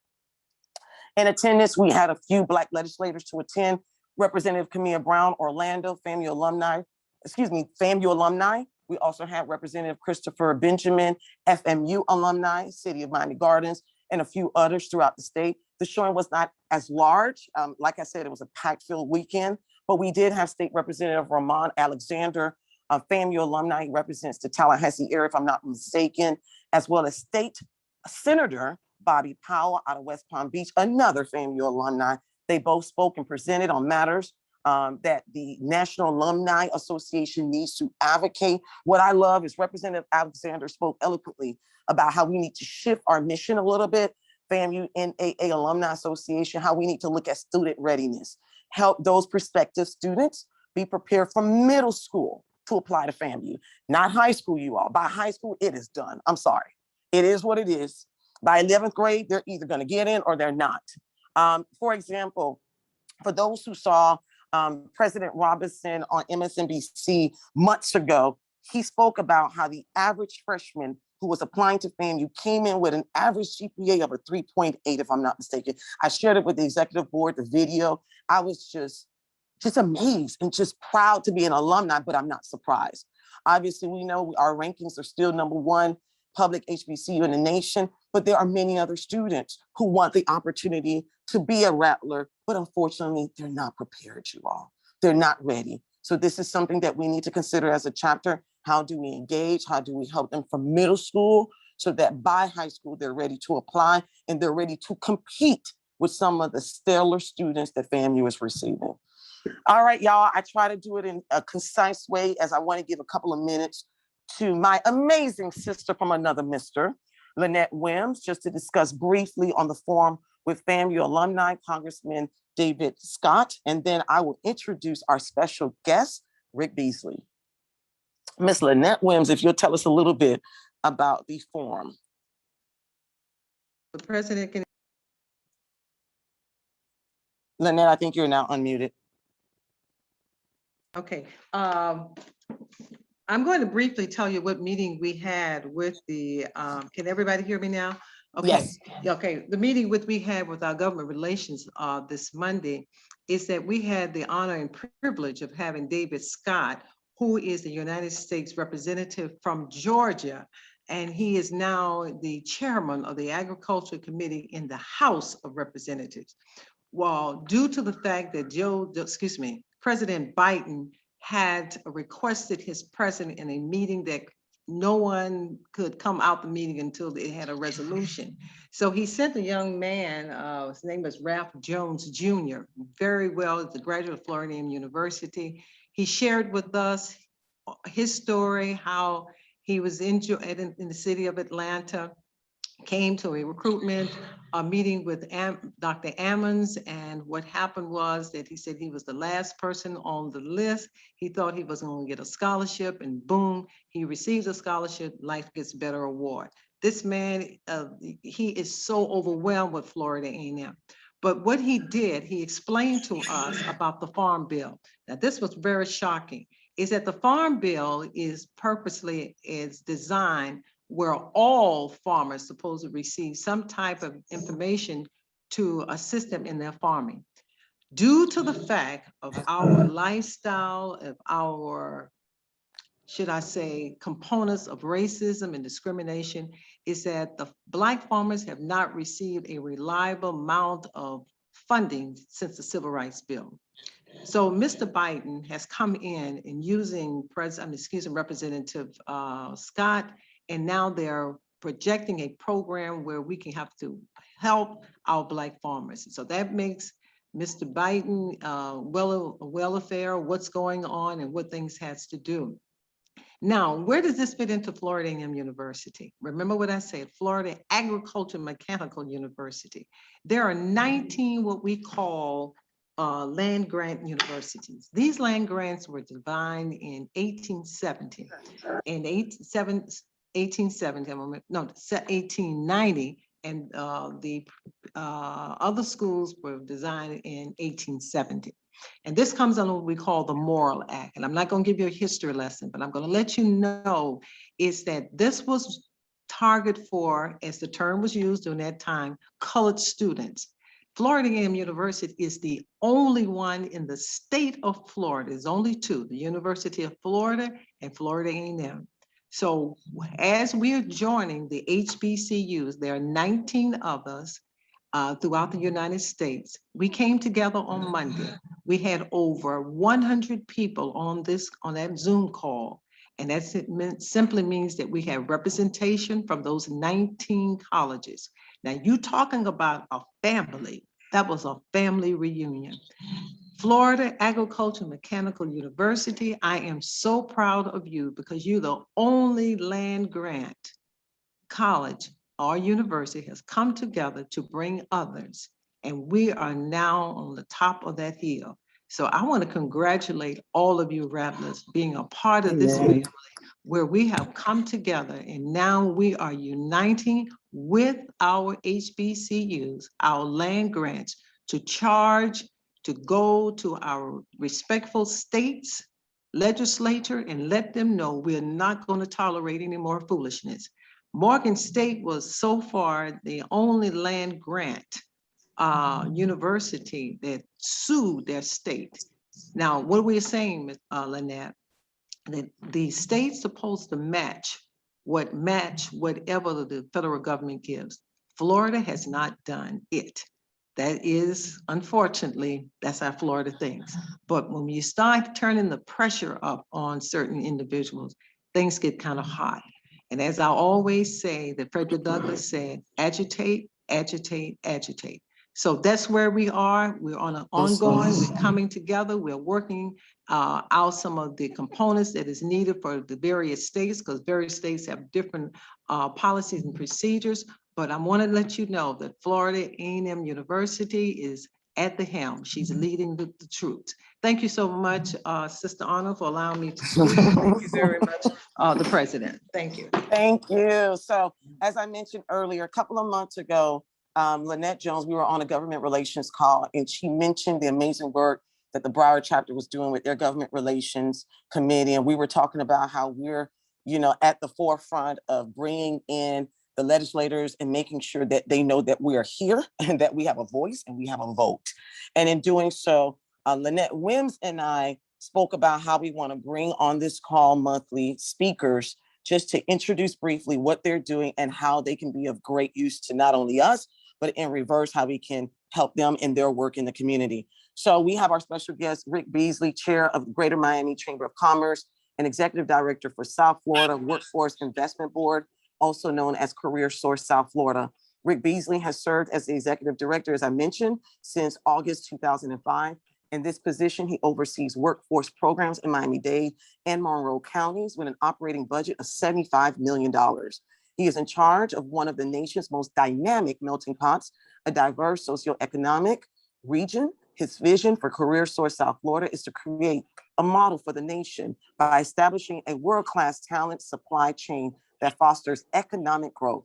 Career Source South Florida's overarching strategic priority is to support economic development that leads to higher skilled, better paying jobs that improve South Florida's quality of life and strengthen the economy. Prior to joining Career Source South Florida, he was the director of the Missouri Department of Economic Development, Division of Workforce Development. In this position, Beasley was responsible for managing Missouri's workforce development system and advising key policymakers on a broad range of workforce and economic development, overseeing over 500 employees while administering a $250 million budget. In addition, he's held several management positions in state government as well as the private sector before becoming appointed to the Missouri Department of Economic Development. He served as the chief of staff, he served as the staff director of the Missouri Training and Employment Council, the state's Workforce Investment Board. Additionally, he served as the one-stop career center coordinator for the division. So Mr. Beasley is known throughout. He doesn't need an introduction, but for those who don't know him, I wanted to just share with you how we have an amazing brother, fellow HBCU alumni, who's doing amazing work, not only with Career Source, but as chair of the Greater Miami Chamber of Commerce. So without further ado, I present to you Mr. Rick Beasley. Good morning, everyone. I hope everyone is well. Dr. Arnold, I thank you so much for the invitation to meet with some outstanding folks. Let me first say this. Dr. Arnold and I had a long conversation, and I shared with Dr. Arnold of the cult-like environment that I find with the Florida A&M Alumni Association. I first got my first taste of what you all do through my sister-in-law, who is the best. I'm giving her highlights here. She is the best State Farm agent in the world, not in Florida, in the world. That is Lakeisha Gaines. Your sister, your fellow rattler invited me to a fundraiser to help support, and I made a commitment of $1,000 to help support you all. I found it just fascinating and very, very impressed. Being an alum of an HBC, Lincoln University, Lincoln, Missouri, 1864, I found it very impressive to see what you all do and the love that you all have for your institution. I'm taken back. Matter of fact, I wrote a note here to get with y'all's president here to see how he can do kind of a training on how HBCU alumni should be operating. I think that night, if I'm correct, my sister and her fellow rattlers raised over $57,000 for the athletic department. And I think your goal nationwide was to raise over 250, and you already had raised that before we even finished the event that night.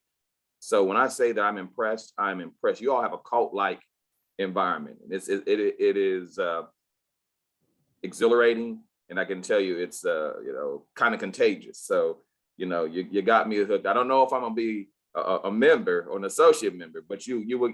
Anytime my sister will ask, I will give money, and anytime you all ask, I give them. So I'm very impressed with what you do, Mr. President. Give me just a few minutes. I'll be like Elizabeth, the former Elizabeth Taylor, like she told her husbands, I won't keep you long. Okay. And so let me first say, as the executive director of Career Source South Florida, it's always my pleasure to be able to serve. Our goal really is to serve our community, to help build talent, to help grow economic development for our community. I've been here 16 years, and I've always loved this community, how it's embodied me into its fabric And my goal is to make sure that our folks nationwide know what we do here in South Florida. So let me share with you what we've done because of COVID, what your tax dollars. Sometimes people have some concerns of where their tax dollars are going. So what we've done, and you all know what happened in Florida, folks who got laid off could not find the unemployment system. We're not, let me back up to say this. I'm not the unemployment system, I'm the employment system. But we responded because the system did not respond for our citizens, our fellow citizens here in Florida, and particularly in South Florida. And so we operated a couple initiatives. One was our Operation Impact. And Operation Impact was to help get our fellow folks back to work or put them in training. But better yet, because they weren't receiving dollars from the system, the state system, we paid up to $1,000 for families who came into our program, and we coordinated that with the United Way. And so we served over 750 folks that came in. We actually, the placement rate of those individuals, we're looking at about 85% placement rate during that time. Very excited about it. Let me also say to help keep small businesses afloat. And it's the first time we've ever done. We're the only workforce board in Florida. We're the only workforce board in the South that initiated this program. It's called the Layoff Aversion Fund. And we partnered with the Greater Miami Chamber of Commerce, Chemical, the Beacon Council, and Tools for Change. Now, let me back up to say we contracted also with the Miami-Dade Chamber to kick off some rapid response initiatives for us. But the main reason we went with Tools for Change because I wanted to focus on those Black businesses that were never members or probably would never join chambers of commerce. And we wanted to make sure that they were keeping themselves afloat and keep people working. And that was the main goal. And I can tell you, we saved over 3,800 jobs. We served 1,200 companies, and we spent more than $2.6 million to keep companies working. So we're very proud of that. In addition, we launched what we call a call center. And so I would tell you folks that I was very frustrated with the state of Florida, the Department of Economic Opportunity. We had launched this back in 2008, 2009, and been able to take calls statewide and be able to get people's unemployment claims processed. For some odd reason this year, they didn't want us to do that. I don't know why, but we opened up 200 phone lines, and we worked from 8 o'clock in the morning to 8 o'clock at night, 7 days a week, to make sure that our folks got their pins reset so they can file for unemployment. But it also allowed us to be able to connect with individuals on what they need to do to get their claims processed much faster. So I wanted to share with you what we had done, and let me share with you what we're doing. For those who may not know, we have our Tech Hire initiatives. And under the Obama administration, they launched Tech Hire, which was to help grow talent in the Black and Hispanic community. Because again, we're a little secluded down here because in South Florida, the minorities run this area. You have mainly Hispanic and then Black. Well, across the other parts of the country, and I'm from Missouri, majority of the folks there don't look like anyone on this Zoom. So again, we launched this Tech Hire initiative to grow talent. And we've done that in several ways. The first way we've done it, we've launched Tech Hire Centers. And in partnership with, our first one we launched was with Big Brothers Big Sisters. And the goal there was to immediately be able to train our young folks to get into IT.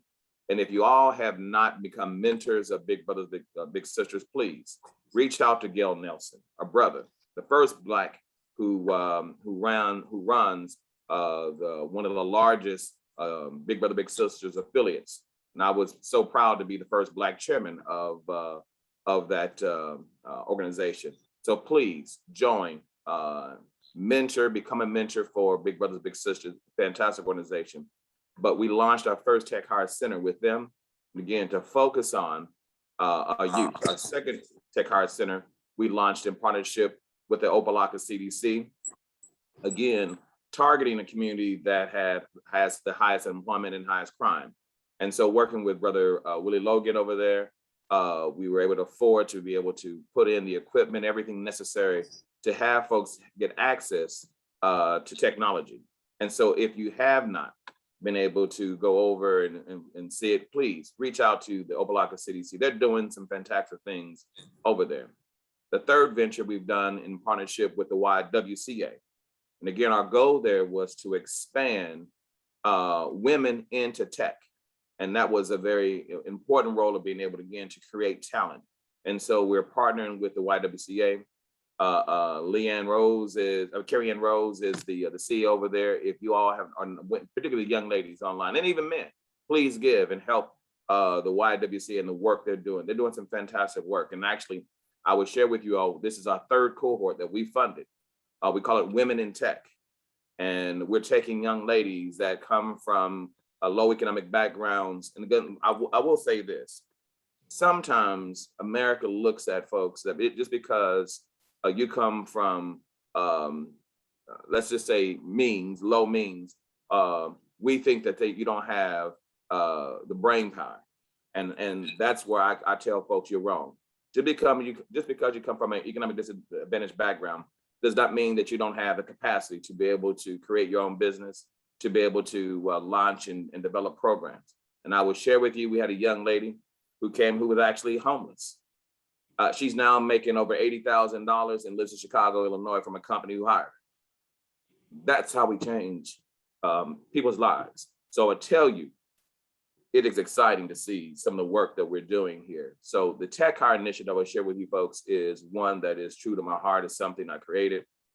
This is my baby, but it is also to enhance. And so I will share with you, we're trying to work with opening a program with my good friend over there, Gypsy Metellus, over at St. Law, to ensure that we build capacity and technology capacity and access in the Haitian community. We're working with my good friends, Eddie Garza down in Homestead, to offer, again, a tech hire center to migrant workers to break that chain. Again, if you've never been involved in that piece to see how folks work behind the scenes, we want to break that cycle of poverty to be able to enhance the talent development for our community. And last but not least, working with my good friend Tina Brown, we've made a commitment, Career Sources made a commitment to build a tech hire center in the new facility they have over there at the Overtown Youth Center.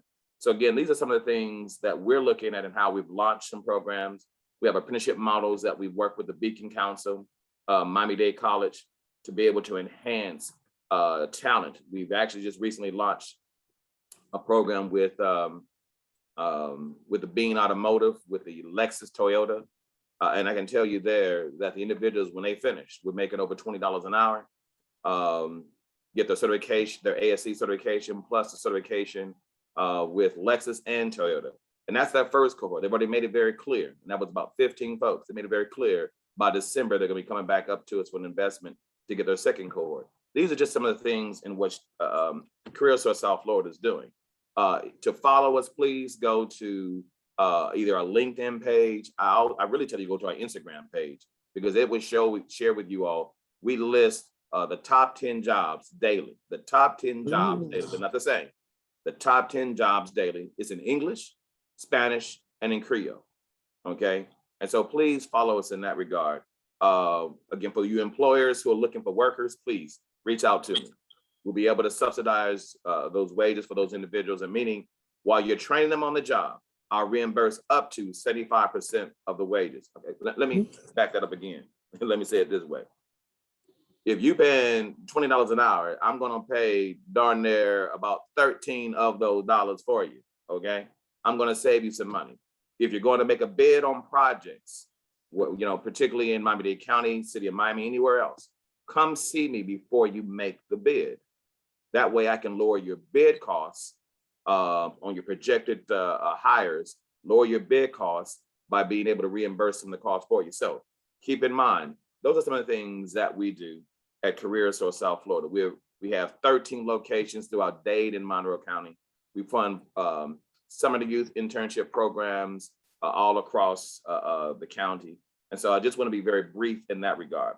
You can reach me, I'll give you my quick number, 305-929-1501. Again, 305-929-1501. So that's my Career Source South Florida hat. And so if you give me just a second, I'm gonna change my background here, because now I'm gonna put on my Chamber of Commerce hat.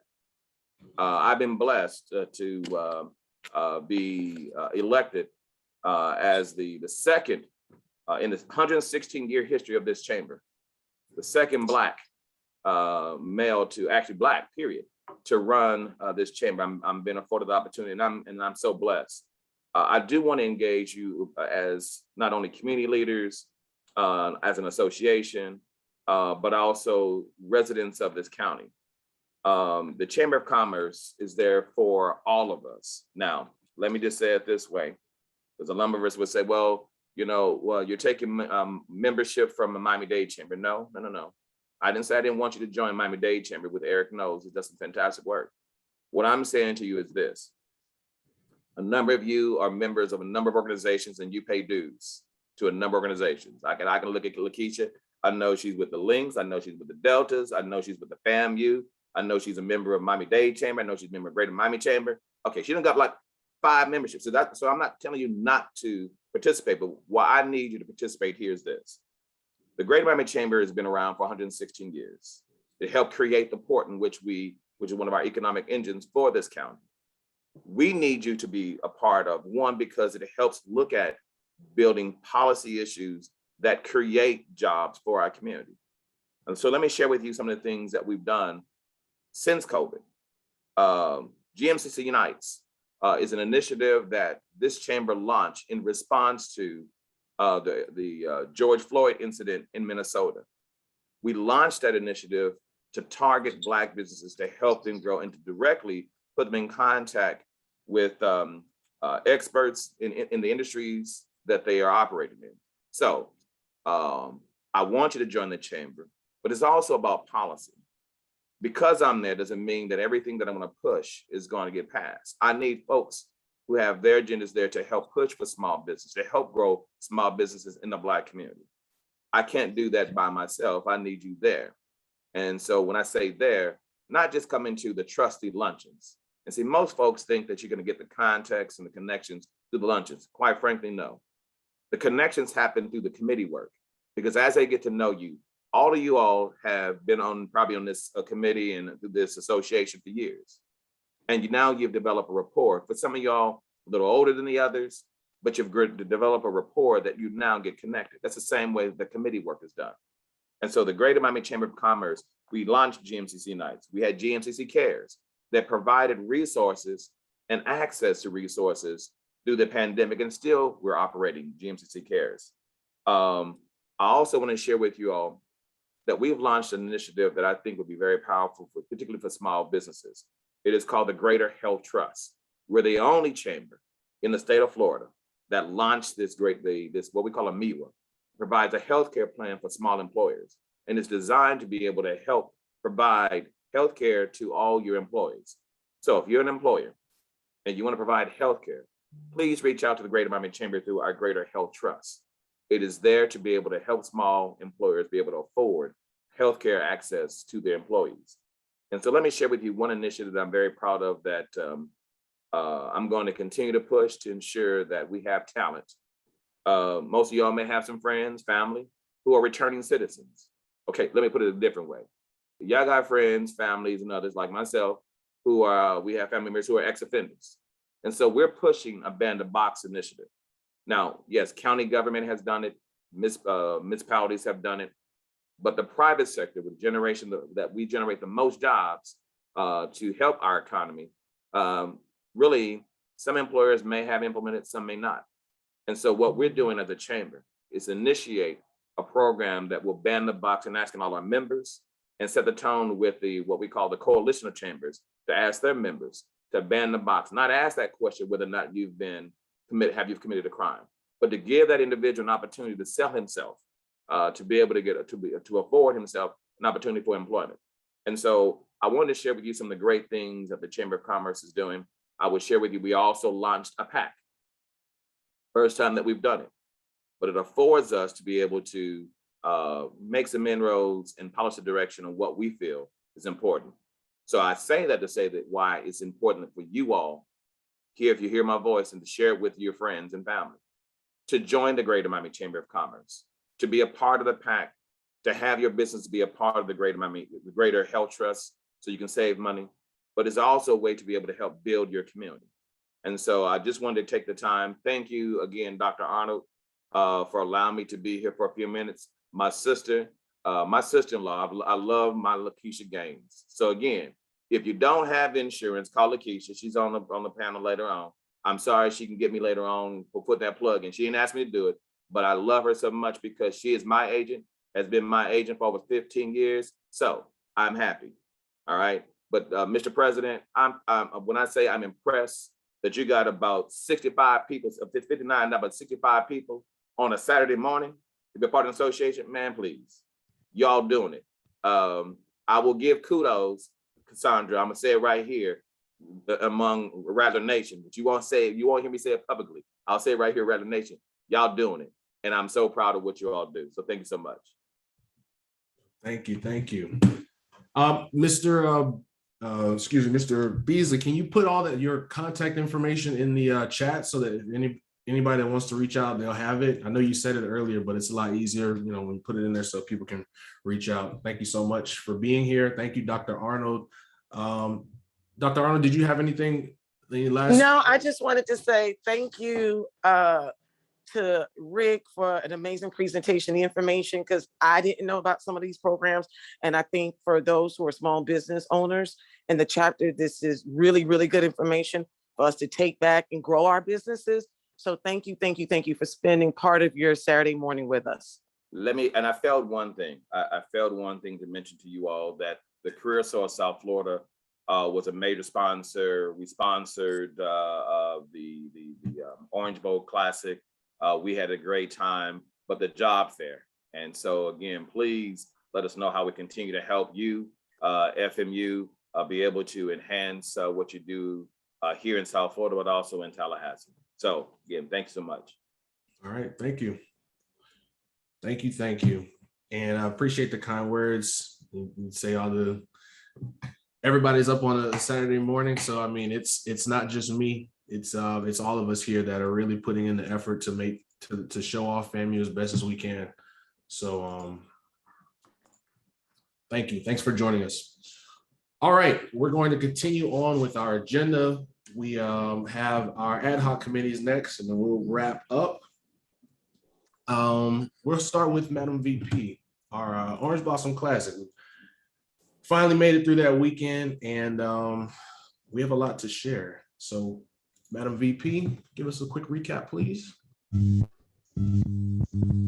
First of all, Mr. B, thank you. I hope you see. Your audio's going in and out, Madam VP. Your audio's going in and out. All right, and I do have mine. Can you hear me now? It's a little bit better, but it's still kind of still going in and out. All right, I'm gonna just try to work through this, but Mr. Beasley, thank you for that. We've been called many things, but never a cult-like organization, but we'll take that. And maybe that's because of the venom juice that we like to drink. So again, thank you. So Rattlers, if you had a great time during the Orange Blossom Classic weekend, please put the applause in the chat. Let us know. If you were extremely tired when the weekend was over, go ahead and just put an applause in the chat, because I am still recovering. But just real quickly, it was a great weekend. The last Orange Blossom Classic was in 1978. Here we are in 2021. The soiree was really, really an exciting event sponsored by our NAA. And I just want you to know the highlight of the soiree was the fact that our very own president, Masakela Mandela, earned and received the Young Alumni Achievement Award. So please put your hands together. Miami-Dade chapter continues to be the best. And on top of that, the icing on the cake was the Assistant General Counsel for the FAMU NAA and our very own member, Ms. Kishasha Shah, also received the Presidential Medal of Service on behalf of the FAMU NAA. So ladies and gentlemen, Rattlers, put your hands together and congratulate both our president, Mr. Masakela Mandela, and our own chapter president, our own chapter member who serves as the Assistant General Counsel, Ms. Kishasha Shah. So thank you for that. It really was a nice event. In addition to that, we had a lot of work to do. Although we were not the planning committee, one thing about Miami-Dade, we make sure that FAMU is represented.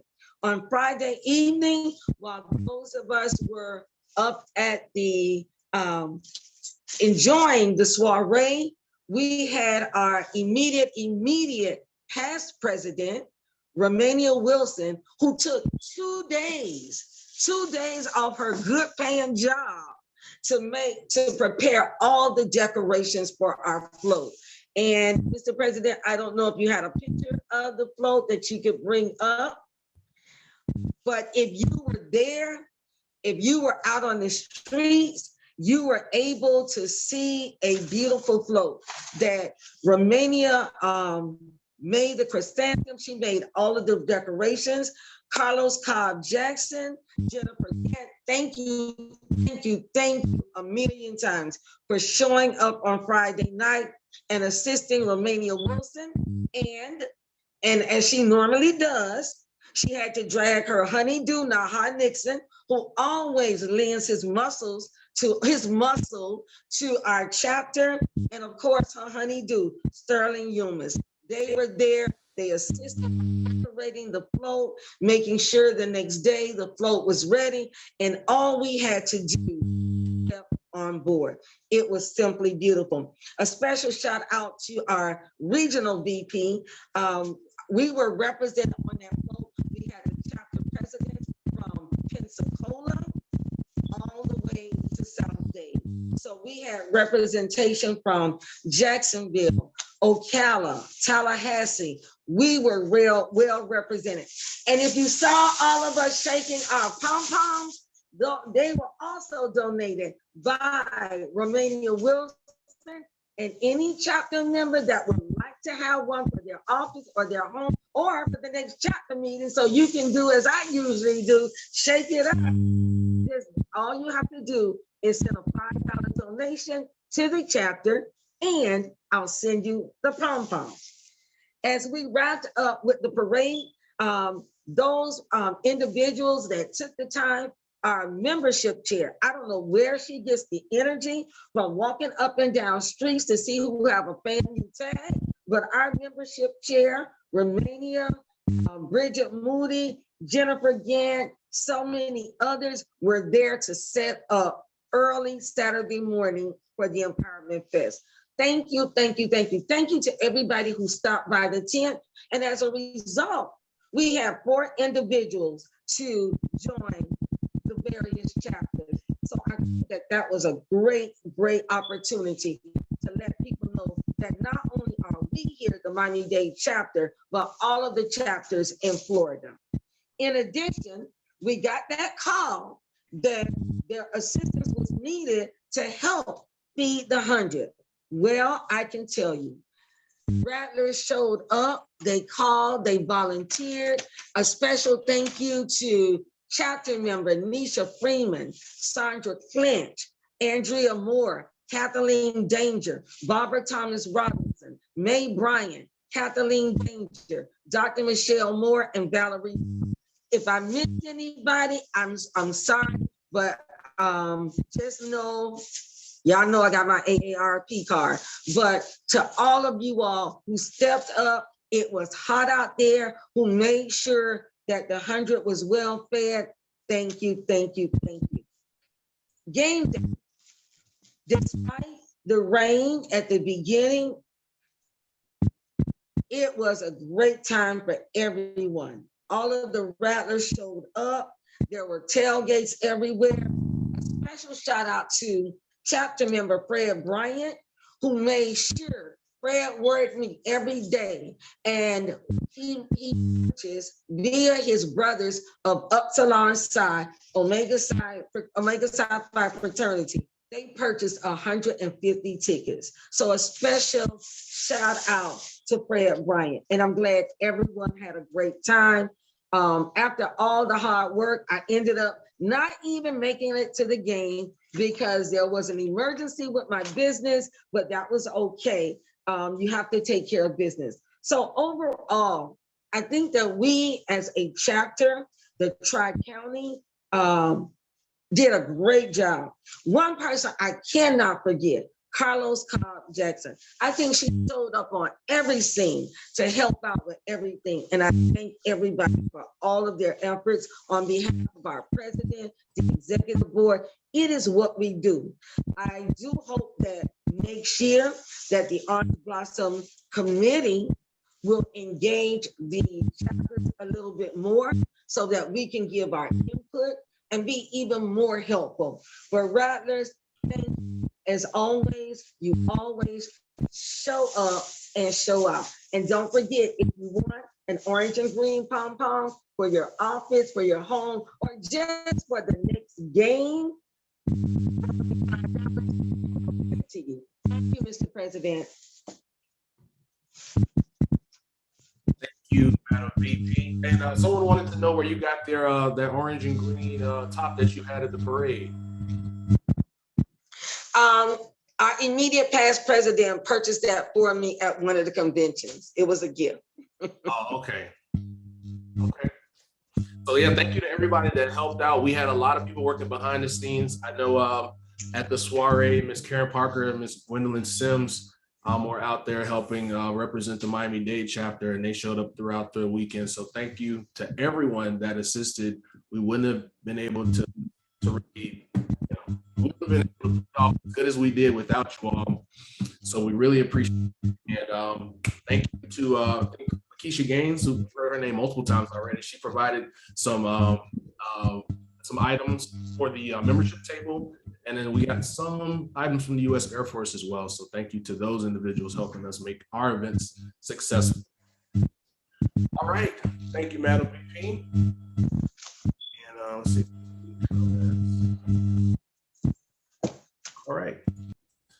All right, so we're gonna push this agenda forward. Be Out Day, so Founders Day weekend. Due to, I guess I've heard it was a flood in Foot Hillier, or there, for whatever reason, we don't know exactly the date that the Miami-Dade chapter was starting. If you do know, please let us know immediately, because that's vital information that we don't have. But we don't have an accurate date to when our chapter was started. But we still celebrate it every spring. Obviously, we didn't do it last year. We had planned to, but we didn't do it last year. But we want to kind of bring that energy back. And what better way to do it than a planned event, Be Out Day Miami on the 19th, that Saturday, and then Bowling for Scholars, an event that we've done in the past that we want to sell out next year. We know we have the track record that we sold out 45 lanes, and we want to make sure we exceed that next time. That would be the Sunday, March the 20th. Our Be Out Day Miami committee has been busy putting things together already. We're in the planning stages, but that doesn't mean that we're not working hard already. I'm gonna pull up the document that we have in place right now for our core team. We've got a good committee right now, and we're still looking for some individuals to help us with promotions and sponsorship. We need a lead on that. But for the most part, we're fleshing things out. We have a lot of great ideas. We're starting to look for sponsors, individuals that are going to help us put on this event, and those that help us to raise money for scholarships. A lot of good ideas within the committee. One of them was to take FAMUans that have services or products that maybe they can give us in kind, donate to the chapter, and then we raffle them off. Like some things that are coming to mind. I think Dungeon Forward has a great selection of hats. Bell Creations has a lot of amazing art. And, those are just a few of the Rattler businesses we have out there. Lakeisha Gaines, obviously. So perhaps there's some services or products that we can get from our fellow Rattlers. and then get them in kind, and then use that to donate, not only drum up business for them, but also help us raise money for our initiatives as well. We're working to put a sponsorship packet together right now to have something physical that we can pass out to individuals that are interested, those that may work for a variety of companies. If you think that your organization would be interested in helping, we definitely want to get started on this early. We're just around 180 days right now from that date, March the 19th, but it'll be here very quickly. The Orange Blossom Classic has come and gone, and it seemed like it was so far away, but time really does keep on pushing. So yeah, we're looking for assistance. So if anybody would like to be a promotions lead or a sponsorship lead, you don't have to tell me here on the call, but send an email to our chapter email, info@Miami-Dade FAMUNAA.org. And then we'll make sure that you have everything you need to be successful with these endeavors. Additionally, I know we didn't talk too much about it, but I wanted to see if Dr. Cassandra Arnold, who was in charge of Bowling for Scholars 2019, if she had any kind of insight or anything she wanted to do regarding planning for 2022 Bowling for Scholars. Anything in particular, Dr. Arnold? Nothing in particular. All I want to say is I would love for us, even in the midst of COVID, and I don't know what the restrictions are going to be. I know at one point it was going to be 50% capacity at the bowling alley. I will double check on that. But I will say 2 years ago, we literally almost sold out. We were over capacity with the lanes that we did purchase. If we are going to do this as a chapter, I just ask for all of your support. One reason it was so successful is that I did have sponsorship packages for small businesses, which I'm going to look to do again for next year. Another thing is I was able to expand to other HBCU sororities, fraternities.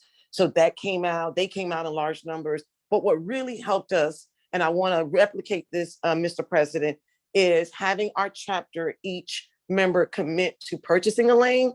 And what we did is we broke it up into installments. I believe it was 3 to 4 months, allowing you to break up a $150 lane into 4 installments. That way it doesn't hit you as hard, but it allows you as a chapter member to have a lane and to support a good cause. So I am asking ahead of time, Mr. President, that our chapter support each member, whether it is by purchasing a lane and a full amount or support by purchasing a ticket. That's it. All right. And then also, and I'll talk about this a little bit later, all of our committees, you see the link here in our agenda, but the Bowling for Scholars is one of our committees, and the more help we get, the better. So we'll touch on that a little bit later, but thank you, Dr. Arnold, for that. Any questions? I know we're kind of trying to push the agenda. Any questions regarding Be Out Day or Bowling for Scholars right now? All right, so if not, I will go ahead to athletics. So just really quick, I just saw this yesterday. The FAMU volleyball team upset Auburn University yesterday, and they beat them in 5 sets. Auburn hadn't lost a game since then, so congratulations to the Lady Rattlers taking care of business at Auburn. And then they also defeated Belmont immediately after in straight sets. So great efforts by our volleyball team. The cross country also had a meet on, I believe it was yesterday. And then we have tennis. I don't have the results for that yet, but they went to Atlanta for the HBCU national tournament to defend their title that they won in 2019. And then just a couple of key dates with regards to FAMU football. FAMU plays at USF today. And then Alabama A&M, which everybody is, they have a great quarterback and they're predicted to win the SWAC, I believe. So that game will be played in Huntsville on the 16th of October. Homecoming is the 30th versus Grambling. And then immediately after that, they play at Southern, and then BCC at the Florida Classic on the 20th. So that is it for athletics. And let's go to our small business or our Rattler business shout out. So we've started to want to incorporate our chapter members that have businesses. We've done it for, I guess, the past, at least, I want to say the beginning of the calendar year. And we've been highlighting chapter businesses. And today we're going to take some time to talk about Miss Lakeisha Gaines. So Lakeisha Gaines is a Miami, Florida native and graduate of FAMU. After 10 years of promotions and relocation with State Farm, Lakeisha wanted more success as an employee of a Fortune 500, more than success as an employee of a Fortune 500 company. She wanted to be her own boss, achieve independent financial freedom, and give back to her community. So in 2006, she became an agency owner of the #1 auto life homeowners and boat insurer in the country, State Farm. She has a team of 15 multilingual and licensed insurance and financial service professionals who speak Russian, French, Creole, Spanish, English, and her favorite language, money. She has 2 State Farm agencies. Her flagship agency is located in Miami, and the newest addition is Hallandale Beach. She has been recognized as Business Firm of the Year, Most Influential and Prominent Black Woman in Business and Leadership, and the coveted In the Company of Women Awards as an outstanding woman of business and economics. All right. In the past, she was a guest speaker at the International Black Enterprise Women of Power Summit, featured on the Steve Harvey Morning Show, and twice on the Power Stage at the Essence Festival. Her personal motto is, people don't care how much you know until they know how much you care. As a college scholarship recipient, she personally donates more than $50,000 a year in sponsorships and scholarships for deserving high school students. She's an active volunteer, sharing more than 200 hours of complimentary seminars for financial literacy to the public. She is a wife to Sean and mom of 2 teenagers, Kendall and Caitlin. And without further ado, I'd like to introduce to some and reintroduce to others, Miss Lakeisha Gaines. Good morning. Good morning, Rattlers. Good morning. It's a great day to be a Rattler, and it's an even better day to be a part of the Rattler Village. I myself was a part of the Rattler Village. My son now is a part of the Rattler Village as a School of Business and Industry student, and he is now representing the 6th generation of Rattlers in my family. You see, it goes back to my great-grandmother, my grandmother, my great-grandmother, all educators. And our son is the first one to be in the business school. And although he mentioned to you that I'm a business owner, a multiple business owner, I studied journalism with a minor in Spanish. So like a good neighbor, State Farm is there, but like a great neighbor, your Rattler sister, Lakeisha Gaines, is here on a Saturday morning with not 1 office, but 2 offices, and the only Rattler in the country to have more than 1 office at State Farm. You see, in 1994, I was honored to earn my degree at Florida A&M University, but in 2019, thanks to fellow Rattlers, they shared with me the importance to become a part of the Alumni Association. And that's when I became a member of this chapter under president at the time, Denitra Collins, but I was also encouraged to go 1 step further. It wasn't just about becoming a member. It was also about being a lifetime member. So thank you, Denitra. Thank you, Mr. President, for following up to get those dues from me every year. Thank you, Lynette, for sending me the text to make sure the check clears. I love my Rattlers. I've always loved my Rattlers. And yes, as Mr. Rick Beasley said earlier, we are a cult. We love on each other. We make it do what it do. And there are no excuses. We leave no doubt, in the words of Coach Willie Simmons. Special thank you again to President Masekela. I know that you had never met me before and you got the call to come to a fundraiser at my home. You didn't know me from Adam, but you showed up and you showed out. And although Rick Beasley said we raised $57,000 that night, that is correct. The last number that I got was $69,500 to date in a home fundraiser. And although it may have looked like it was Rattlers, it was not. 50% were Rattlers, 50% were not. So my fellow Rattlers, if you're fundraising and you're doing scholarships, people are at an all-time high giving money. They just want to be asked. Ask them to give. We got a great story to tell. This is about Florida A&M University. Oftentimes I get asked, what are the top 3 money items? As he mentioned to you, one of the things that I want you to know is I am also a member of what's called the $1 Million Roundtable. That's the top 1/2 of 1% of insurance and financial planners in the world.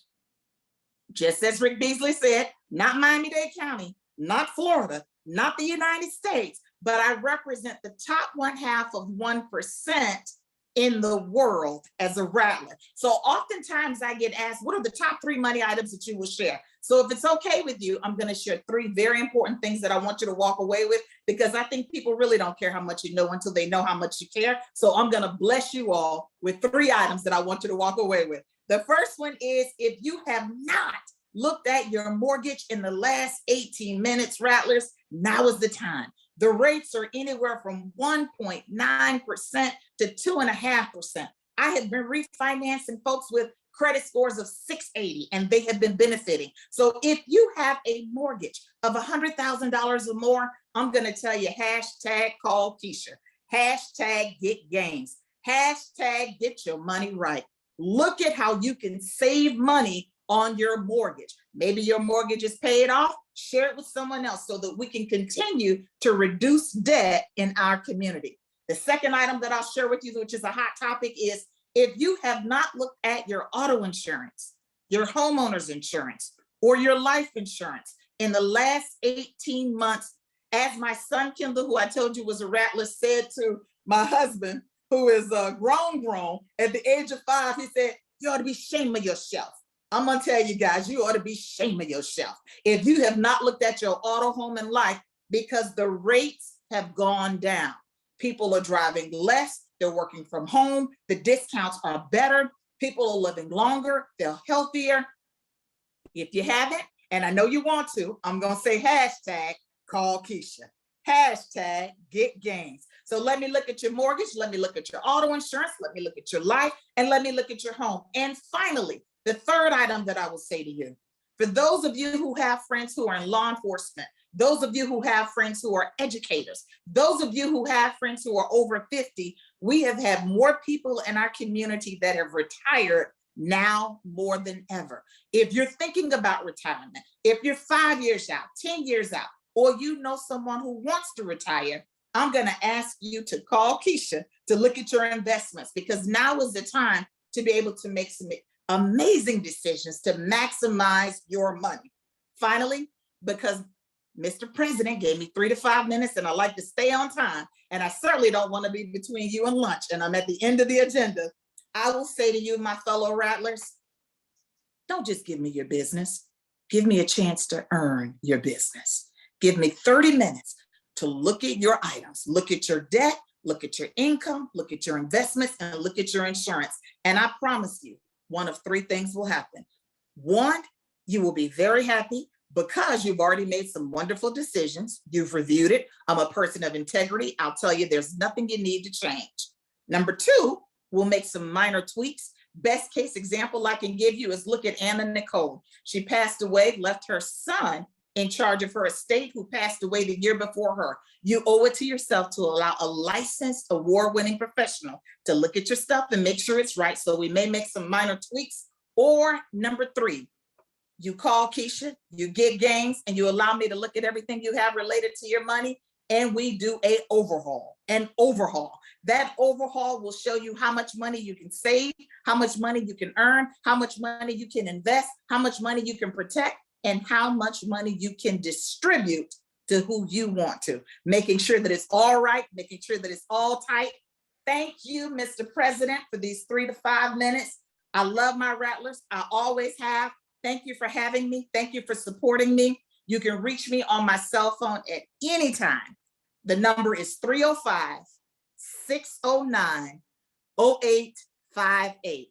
My cell phone number again, you can call me anytime, and make sure you tell me you're a rattler, because I do charge by the hour, but rattlers are complimentary. The number is 305-609-0858. Thank you so much, Mr. President. I appreciate the time. Hashtag call Keisha. Thank you very much for joining us this afternoon, Electric Performance. And yeah, if you have any insurance questions, comments, concerns, she's the one to go to. She has raving reviews. She has spokespeople all over. So thank you for joining us. And if we want to shout out our rattlers that have businesses. So if you particularly our chapter members, because membership has its benefits. So if you're running a small business and you want to share what you're doing with the greater membership, let us know so that we can get you on one of our meetings. All right, we're going to go ahead and finish up this agenda. We talked a little bit about it before. The Ada new chapter of Omega Sci-Fi is having a fundraiser, and it goes through December the 11th. So it's a long time. Tickets are $20. We get 50% of those ticket sales. And the grand prize is a 2022 Audi A3. Second prize isn't too much second prize is good as well. I don't know where my words went. That's 2-night stay for 2 at the Hilton Resorts World in Bimini. And then third prize, ribbon chicken dinner combo for $50 from Tom Jenkins Barbecue. For tickets, you can reach out to Miss Lynette Wims. Her email address is listed there, or you can pay us on Cash App. Like I said, $20 and $10 comes back to the chapter. That's an exceptional rate of return. And we're asking chapter members to really participate in that as well. All right, finally, well, we have one more thing. Let me see. We have all right, so the FAMU NAA Florida region. Let me pull this up really quick. All right, it's time for, this is from VP Humans in the Florida region. It's time for us to do our part to flatten the curve when it comes to COVID. The next service project for the Florida region will be to collect PPE supplies for students at FAMU. During the month of September, we are asking all chapters to collect items such as Lysol and Clorox wipes, disinfectant spray, hand sanitizer, gloves, and masks. These items will be distributed the weekend of October the 8th in Tallahassee, Florida. If possible, we'd like for each chapter to have a representative there. However, we understand if this is not possible, we'll work with you to pick up the items that are collected if no one from your chapter is able to make it. In lieu of actual items, you can make a monetary donation via the Florida region's PayPal. I'll put that link in the chat here. Or you can purchase items from our Amazon wish list. That chat will be posted here as well.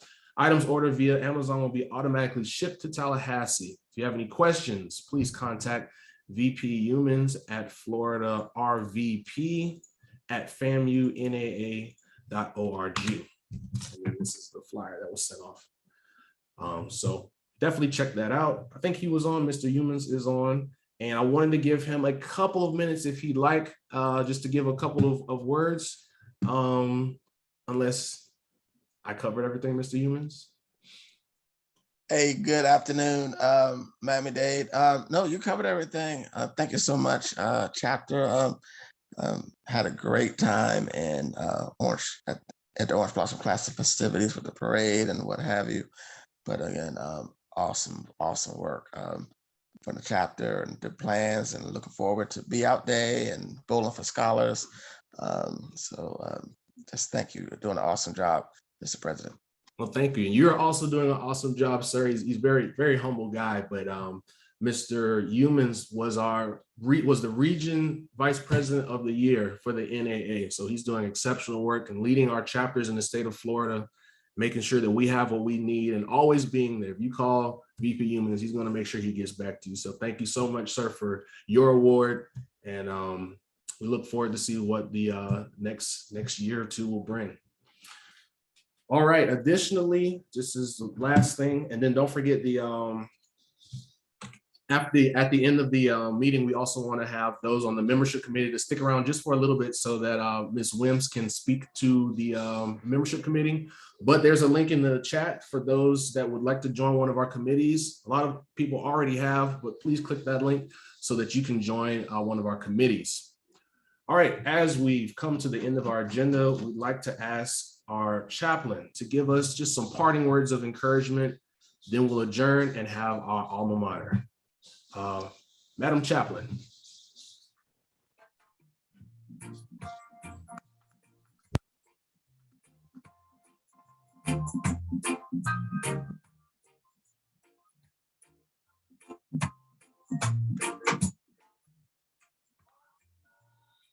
One love, Rattlers. Rattlers always rattler up. So let's end the meeting today by saying, since we rattler up, let's bless up. So may our condolences to comfort our family as they grieve. May we embrace the birthright of worth bestowed upon us. May we embrace the birthright that's been bestowed upon us from the legacy of love from all of our ancestors. May our joy be complete. May it be completely full, fueling our wishes and spark to fuel our faith to enjoy a full life. So guess what? Rattler up, tell somebody, bless up, and have a wonderful, great day. All right, thank you, Madam Chaplain. Madam Recording Secretary, we're going to end the meeting at 12:13 p.m. Thank you, everyone, for joining. Our next meeting will be October the 16th. Right now, it's going to be a Zoom call. I know a lot of people are anxious to get back to in person. Right now, with everything with the Delta variant and whatnot, we're going to keep it virtual for the time being. But hopefully things change for the better in the future. We're going to close out with our alma mater. And then, as I mentioned before, we ask that the membership committee please stay on so that Ms. Wins can have a couple of words. Thank you.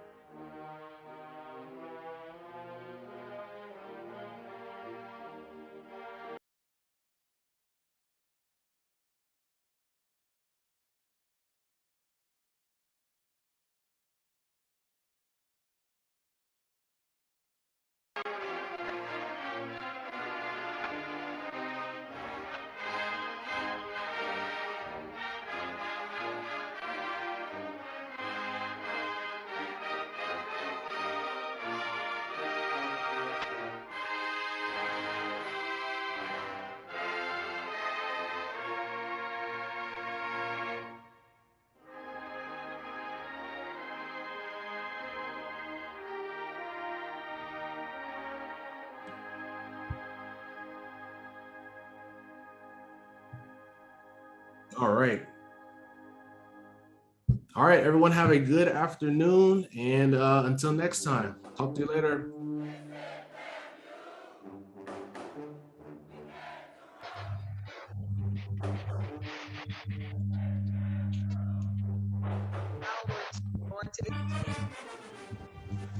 Have a great day, everybody. You do the same. You too. Take care. Have an awesome week, guys. You gonna be with us? Yes. Okay, thank